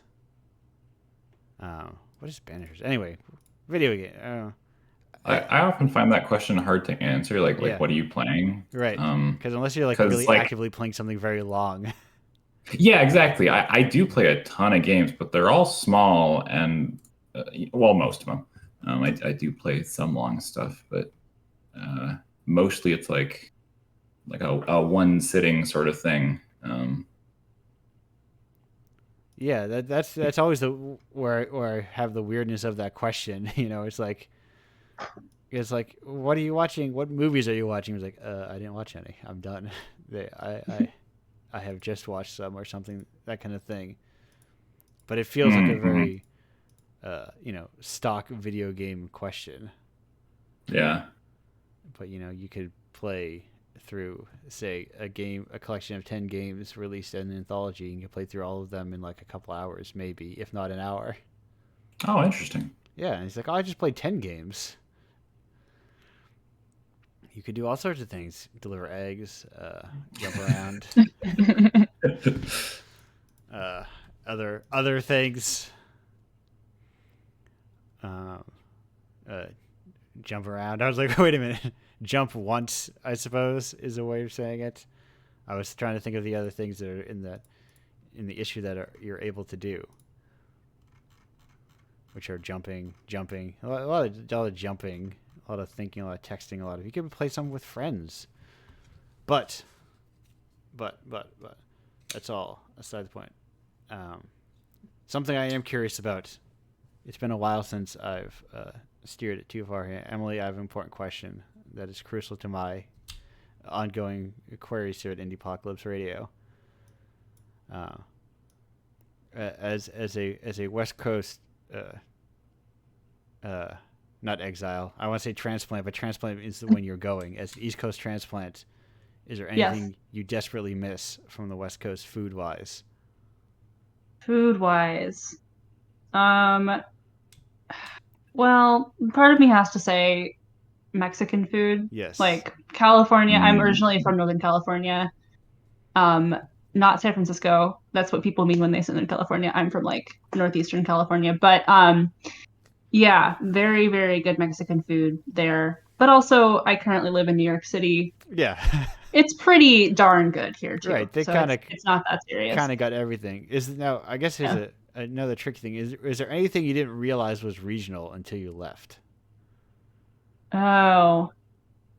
Well, I think the big thing that still gets me is like brand names at supermarkets. Right. Like West Coast, like we love an Albertsons.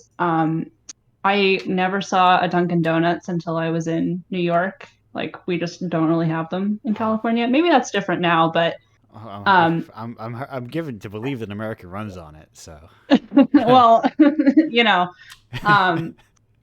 California has the whole like state of Jefferson thing. I don't know if that's still a thing. Do you guys know about that? I don't know what you're talking It was about. like there was this whole movement in like I don't know if it was even a movement. But there's this ongoing thing of Northern California, is a very agriculturally focused area, and SoCal, gets a lot of their water from Northern California, and so a lot of NorCal was at one point or another like, oh, we got to form our own state.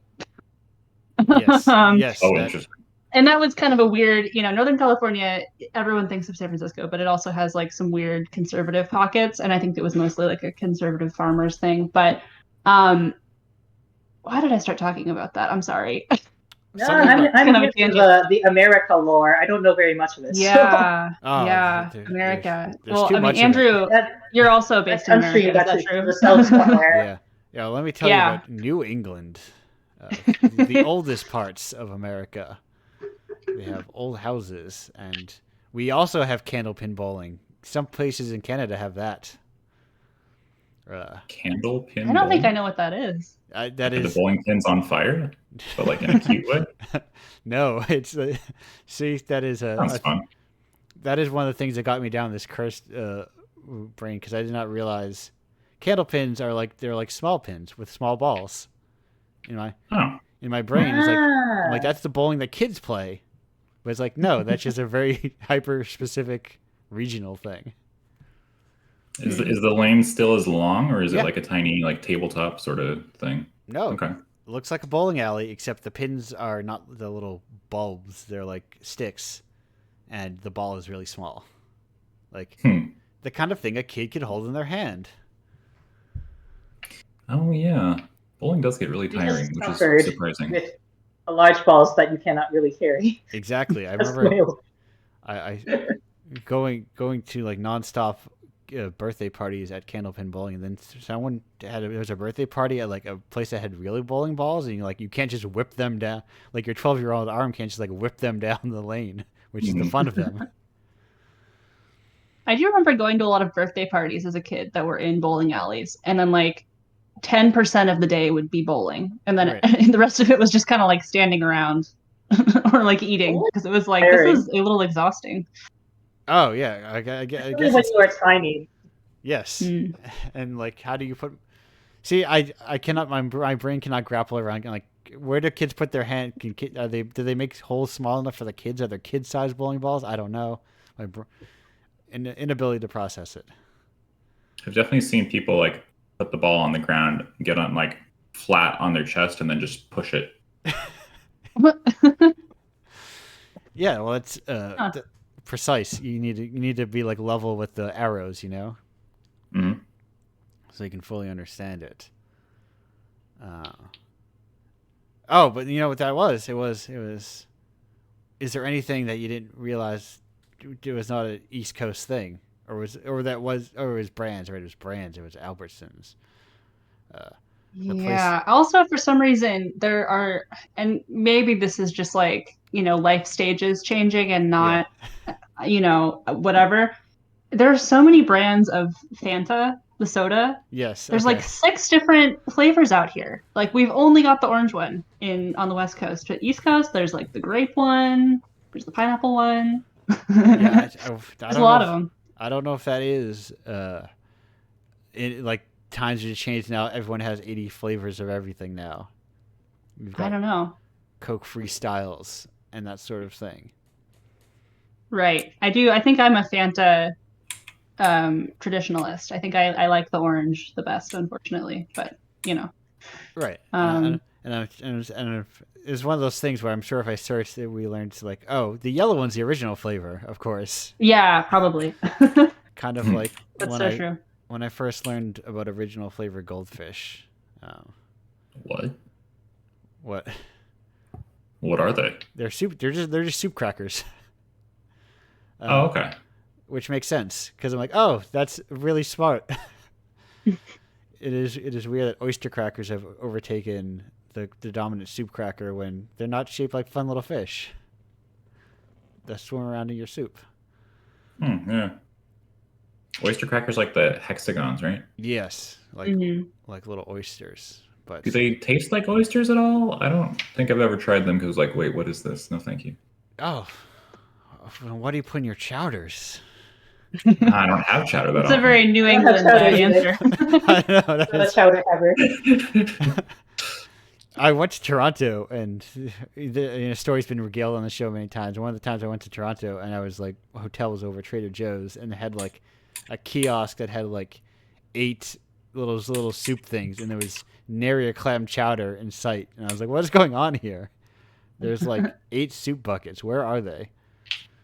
It's a freaking mess. But anyway, when I hear me talk about soup nonstop or food, I'm just very curious about that because I get curious about. I have the unofficial.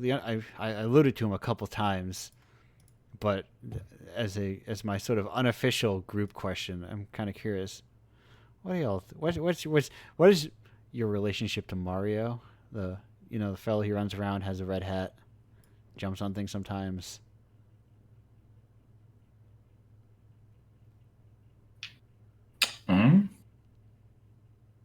Fun game. Not interested in the recent ones. Like I said, I was playing the Super Mario World ROM hacks recently. Yeah, I don't know. No, that's that is kind of increasingly the kind of answer I get, which makes me curious about it. I played all of Super Mario Galaxy with my dad when I was 11, and that is still my favorite one for sure. But I have also not played the most recent ones. They've missed my radar, I think. Yeah. Now an important question: is it Super Mario Galaxy your favorite? Or Super Mario Galaxy with your dad your favorite? Oh, great question. Well, I haven't played it on my own actually, so right. I'll have to go with my dad. I will remember. I do remember that. I don't know if anyone else remembers this, but that was a game where there were all of these like challenge, like you'd have a regular level, and then there would be like a challenge mode, and it would be like do the whole level, but like at 1 health or something. Right. And there was this one. Oh, I don't even remember what it was. It was just I remember having to do it at 1 health, and I was like a kid, so I was like, well, I can't do this, like you got to do it. And my dad spent like probably a week trying to do it. I think he did eventually, but it was just like, sorry, like I look at that now and I'm like, whoops. But that's the advantage of I think the newest Mario game has like a thing where you can play as a character who's invincible, which is great if you're like a 6, I'm sure. And you just want to run around and have a fun time. Yeah. Yeah, it is like a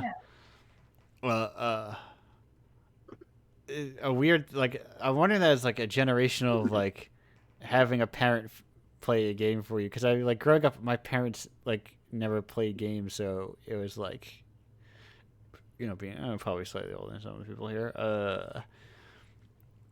it's like why would a parent be better at this than a child? But sometimes they right. but they were though somehow like they're like there's I don't know if there's a hand-eye coordination thing or just like I can logic this thing out in a way a child brain cannot. Mm-hmm. Yeah, I've probably played the most recent Mario games of everyone here from what I can tell. Because it's interesting because I have a fondness for Mario, but I actually don't like platformers very much. Is the thing. Okay. Right? So I end up playing a decent number of the spin-offs. I did get Super Mario Bros. Wonder because it's interesting and I like that there are weird little guys in it that you can turn into. I did also play, which one is it? Super Mario 3D World Bowser's Fury. Yes. Because again, I just want to see the things that are not just the regular Mario platformer because I was never that interested in it. I grew up on like Paper Mario, that kind of thing, Mario and Luigi, and I was just like, you want me to just? I also my hand-eye coordination is not that good, so jumping on things is hard. Yeah, it is weird to have like he's got like a whole side. I guess Mario has a lot of side hustles, but Mario Baseball. Yeah, I played a bunch of that. Yes, that GameCube. Played like an excessive amount of Mario Baseball. Yes, of course, Hotel Mario. So I ignored the chat. The chat answered. The chat's talking about New England and bowling alleys and answered my question about Remember Me, but I have too many windows and I can't look at all this stuff. I'm not a chat engager. Only with people that I know, and I know Future Runes 999. We'll appreciate the chat for you. Future Runes 999, friend of the show. Friends of the show is how you get responses from me. This is a radio show where we are hanging out and talking, chatting, kind of being. Yes, I am indeed a famous chat hater. That makes me actually deeply uncomfortable a lot of times when people engage with like chats. It's a strange relationship that I don't parse with. I don't deal with very well. I think it really depends on like. Especially if it is like people that you completely don't know and you're just pretending that you know them. Sometimes it can be weird, but sometimes it's just Yeah. You are in the same room together. So yes. It's a strange thing, but I'm also like I was saying in the pre-show that in the Discord I have with 4 friends, I'll see messages and not respond to them. Wait till we see in person, and then talk about them. And be like, yeah, I saw that message. Let me chat about the message. Let me post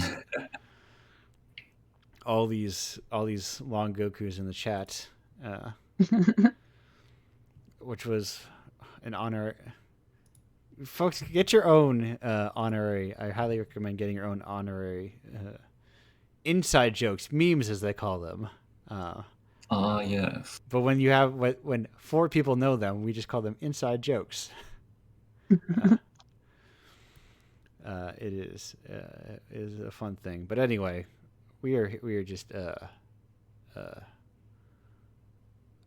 am just rambling on at this point, and could continue to do so forever, but I won't do so forever, as we are approaching 2 hours of recorded show, which is kind of like, oh, this show's got to end eventually, and I think this is where it will get. This is where I'm going to start wrapping it up. So if anyone had any pressing last minute statements, questions, let me know now as I get going. Perfect. Pressure. Yeah, no. We're good.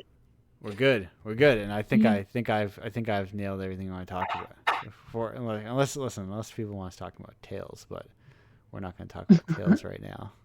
Like Sonic and Tails? No, the Tails with the TALES of. Tails up. Tales of, etc. I've been playing the Trails games, and I do always get those mixed up with the Tales games. Equally dense, massive collection of JRPGs. That's sort of my comfort long AAA stuff is 99% JRPGs for some reason. It's like fun genre stuff, I guess, for me. They're like it's genre, if that makes sense. They're like fantasy novels, sort of. They're my where someone might read 30,000 Brandon Sanderson novels, I guess. I just play Tales games. Mm-hmm. What would be a good first one recommendation, and preferably maybe short, but I don't know if that vibes with JRPG. Any short Tales games? Are there any short Tales? I don't know if there are any short Tales games. I mean, I think the first one is good, actually. Like, pretty good still. Like, what do I actually like search for though? Tales is not a very Tales of. If you search up Tales of, you'll probably find it. Yeah. Okay. Like, I think Fantasia is pretty good. There's an English. I played the English patch of the PS1 version of that. You know, it's like what era of anime do you like looking at? It goes a long way.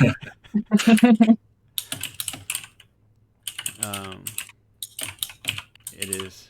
They're like, and it's also like I'm very, I get very obsessed with like how it's weird that like the skits. If you're familiar with the skit, they have like, they call them skits, where it's like, you hit the select button and characters just start talking to each other, like. I honestly think the skits are like one of the best parts of Tales games. Yeah, they're like little portraits come up, and it's like almost like a little puppet show with character portraits. I think my games are just skits.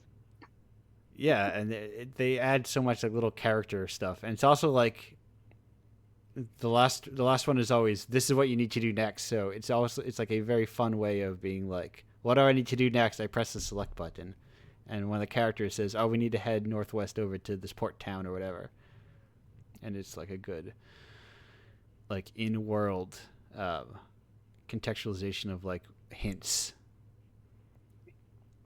And that seems really efficient compared to something in like Trails in the Sky, for example, where instead you'd have about a 10-minute walking segment where somebody restates the same thing like 6 times. Yes. It's like, okay. Yeah, that is. I'm actually reading like a fantasy novel series now. Yeah, those are, and there's. Are you now, Emily? Are you dare? How far are you committed to going through Trails games? Trails. Yeah, I'm not. I don't think I'm going to be a Tales person, but I'm on the 3rd Trails in the Sky game. It's the one where you are trapped in a big cube for the entire game, which is more interesting than it sounds. Yeah. I like them a lot. I think people, Mark Normandin, who is a writer at Paste, where I also write sometimes, did a really convincing piece last year that got me to try the first one. And basically he said like, yeah, I know there's like 11 games in this series, but you got to start at the beginning. And, for better or for worse, I do think he's right. Right. Well, but they're like Vita games from 2004 or whatever, but they're good, It is, because those are like a series. They're like a continuing series. Yeah, exactly. So if you can't... so if you have a bunch of time on your hands, you can do that. Just have like a couple hundred hours, give or take. Yeah, exactly. Looking to burn. You've got the Trails, and then you're like, I enjoyed this. Then you go, what's Ys? What's going on with Ys? And then you just start digging into Ys. You learn that you pronounce it Ys. Yeah, I guess I have never heard someone say it out loud. Oh yes, right. There's always the first time. Wise, if you're as I called it for a very long time. I'm like, I don't know where I learned the proper pronunciation of Ys, but yeah, Nihon Falcom is a cool company. That is just kind of like trucking along, doing their own thing. But we're gonna. There's a cool part where the guy breaks through a wall and he steps over like his own character port, like his own text box, and it's very cool. The first Dragon Quest does that too, where the last boss is so big that he's stepping on the info box, Nice. R.I.P. Akira Toriyama. Yes, yes, Yeah. Very sad. I've been thinking about as someone, not to extend the show forever talking about Toriyama, but someone who in later years like Dragon Ball is fine, but there is like a platonic ideal of what Dragon Ball is. The platonic ideal of what a Goku is. Goku is almost like a noun, like a non-proper noun at this point. Mm. A conceptual being. I think about that sometimes of like what will be like standards 2,000 years from now in art. Like what kind of art perseveres in the same way that like we still know about like Don Quixote. And will people in 2,000 years will steamed hams be the equivalent of Hamlet's to be or not to be speech? Like culture is weird. Like I maintain that I think the Boys Are Back in Town should be a standard. It should become a standard. No different than Auld Lang Syne or whatever. But and you wonder about like what old things just like happen to be. Like, have you ever read Moby Dick? I have not. The first like 50 pages are the equivalent of him like Googling whale and then taking every snippet that he finds in the search results, which is impressive because there was no Google, but it's very strange to like, I thought there was like a Captain Ahab or something. Why are you telling me whale quotes? Right. But then it's like, no one else has Google either. So like, oh, this book tells me all about whales. I don't even know what a whale is. Like, I could whales, dragons, other made up things. Right. I could go to a whaling museum if I wanted to. I could drive down to one, New England. Another New England regional specialty. Yeah, we have whale museums. We have whaling museum. We have a whaling museum at least. Big whaling industry or whatever. Or there's around here. I can see a big whale skeleton. If I had a school that had money, I'm sure we would have taken a field trip there at one point. But yeah, you know what? I think I need more questions. I need more segments. I've been thinking about that more in the show. I'm like, I should cook up more, and I think that should be a question for everyone. If what one piece of art would you like to survive throughout time as just like a cultural standard? Not the most important, not what you think is the most important piece, not like what you think is essential, just like what is your like green sleeves or whatever. It's just like another version of what's your favorite game, but I don't know, how's that different from that? I don't know. I don't know. Yeah. There's a difference. There's things that you personally enjoy and things that you want people to enjoy in 2,000 years. Or not necessarily enjoy, just period. I do think a lot of the output of Vine would be very I would be very happy if people were still viewing like Vines from like 2014. Yeah. In whatever 2200. That would be like the Krispy Kreme guy. That's exactly what I was going to say. I would love if people in their jetpacks in their 2024 were once again back at the Krispy Kreme. I wonder if that'll become like the do you guys know the Sumerian joke about the dog and like nobody can it's like a joke on an old tablet from Sumeria, and it's like the joke is like the dog walks into a bar and says it's dark in here, and it doesn't make any sense now. People have tried to figure out like why was this funny. So I wonder if that Vine will be the same thing. I hope so. I want to see scholars like poring over drill posts and being like, I don't get it. Like, yeah, totally. This man is very bad at finances. Yeah. But I mean, you're right. I do think about Betsy Ross Museum. It lives in my brain forever. And that and Shaq being too big for Knott's Berry Farm. It's true. I think that is actually this generation's baby shoes. Is Shaq yelling because he's too big to fit. But anyway, I think that's the show. I think that's the end of the show. Before I start talking about McDonald's as president.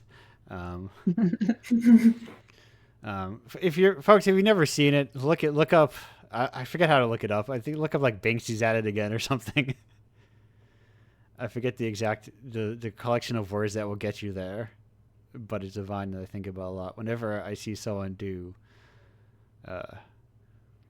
make like very very very prescient, like isn't it? What if this thing was bad? I always think, but McDonald's is president. That said, we are closing down the show. Finally, ending it. We've crested upon that, but this is a show after all, and like any proper show, that ends at the end with the guests that they're here. You're like, how do I find these people? I like listening to these people. They mentioned games they did. They mentioned writing that they did. Where can I find it? And this is the part where they tell you about that. Emily, people are looking for your work. If people want to, you've mentioned some games. You've written about those games. If you want to find that writing, where would they look for it? So you can find me. I'm on Twitter technically, yes. But not really. That's we're all on social media technically. Technically, well, Twitter, I feel like you have to add like an extra like I'm on Twitter, but I'm on there at the_Emily AP. I'm at Blue Sky. I'm more active there. emilyprice.bluesky.social. I have a column at Unwinnable called Past Presents that I'm pretty proud of, and I also I'm at large on the internet. I'm at Pace Magazine pretty often. I'm at PC Gamer somewhat often. So that's where you can find me. Yes. Thank you for having me on, Andrew. No, glad to have you on the show. And I also, you mentioned learning HTML to make a website. Yes, I did. My website, I don't have the URL, but it is linked on my Blue Sky. I have it there for you. It's emily-price@neocities.org. I got you covered. Wow, thank you so much. No, this is I have everyone's I have them ready handy to link and paste into the chat, but in 10 years from now, will Blue Sky still exist? Will X still exist? But hopefully, you can sell a website. I hope so. Yeah. Hopefully, Little Rat. Yes. So if people would my like to, website. Yes. I got too excited. Yeah. If people would like to find me, yes. I do have a website, littlerat.house, and pretty much all of my games are on littlerat.page.io. And if you want me to actually say words, the place that I'm most active is on co-host, and that is just Little Rat on co-host. Perfect. Penciler, where can people find your work if they're looking to find it? If you're looking to get the hot new Cereal Man release coming out. Hot new cereal, fresh from the oven. Fresh from the oven in a day or two, probably. Yeah. My website's pantslur.com. Like, my itch has like basically all my stuff. And I suppose I should maybe spell this if we're doing audio. PANCELOR. But yeah, pantslur.com has co-host, and I also technically have a Twitter still, and Mastodon. I don't super use it. Yeah, I don't know. I'm on places. Same name everywhere. Yes, I've tried all the sites, and because I guess essentially I should be promoting things for all these people on all these sites. So I've given them all a shot, and I will say, Threads is the most deranged. Cannot use it. It is madness incarnate. It is all I do not use. I am, of course, Andrew, the host of the show. You can find me on all social media things as Pizza Pranks, posting about once a week to say that I'm hosting this show. And then maybe if there's something important, I will If I happen to see something, I might share something occasionally. But generally, I'm logging on, posting these, and then logging off. It's a life I love. But the stuff I'm doing, of course, Indiepocalypse, you can find it at indiepocalypse.com, indiepocalypse.com/submit if you like to submit to games, indiepocalypse.com/Patreon if you like to buy Indiepocalypse but not think about it.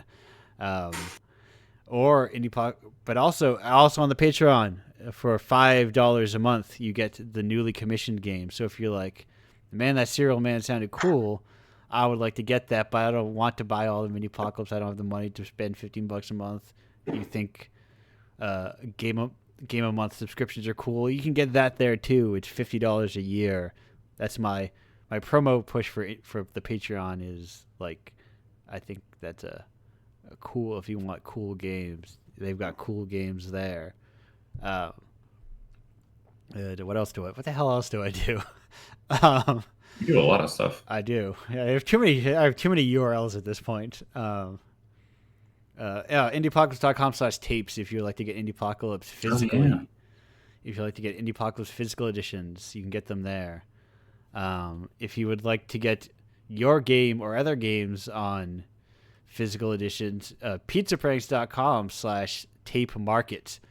I just added 2 new games, The Complete Quinn and Flynn and Psychic Delirium, just yesterday. That is basically a DIY tape. I call them tapes, but they're just USB sticks inside cassette cases. But it's like, hey, a practical physical edition of games that is super cheap to produce.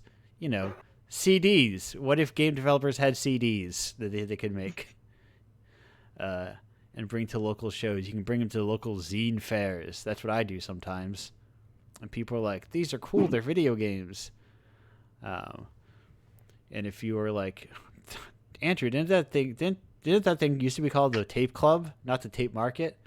Well, that's because starting this month, secret Indiepocalypse radio announcements. I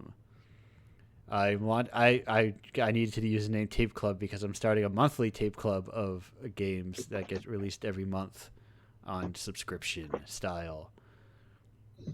And these are like, hand-picking and kind of like making like a fun tape club. It's like you get a game a month, that sort of thing. That's it. I feel like you should have better promo stuff for it, but I'm like, oh shit, I hate promo. I'm bad at it. It's cool. It's me throwing around my weight at the biggest names of people who like me and saying, hey, you want to put your game in this? And they go, yes, cool. And I go, yes. It's like, but it's actually like mentally completed, like this kind of like thing for me of this whole project where it's like, okay, so the Tape Club is like top level, most commercially sort of stuff that I organize. Tape Market's sort of in between. It's open to everybody. And Indiepocalypse is like all like the most outsider, more avant-garde stuff. And it's been like a good mental thing for me. Because nice. When I just had Indiepocalypse, like it's got to have every game, all games, because I don't have any other avenues to do anything. But now I'm like, I want to make Indiepocalypse weirder. Not that nice. It is pretty weird. There's a lot of very weird games in there. But I'm like, it could be weirder. Could be more dense and impenetrable. If you're looking for impenetrable, unmarketable games, Indiepocalypse is still the home of that. But that's it. I don't have it. If I have the URLs, who cares about them? I don't remember them. We are wrapping up the show. Once again, Emily, Little Rat, Penciler, thank you for joining me here. Thank you for hanging out and chatting on the show. Glad to have you. Glad that you're keeping on what you're doing. Yeah. Thanks for having me. Glad to be here. Yeah. Thank Got you. anything else to say? Goodbye. Bye. Bye.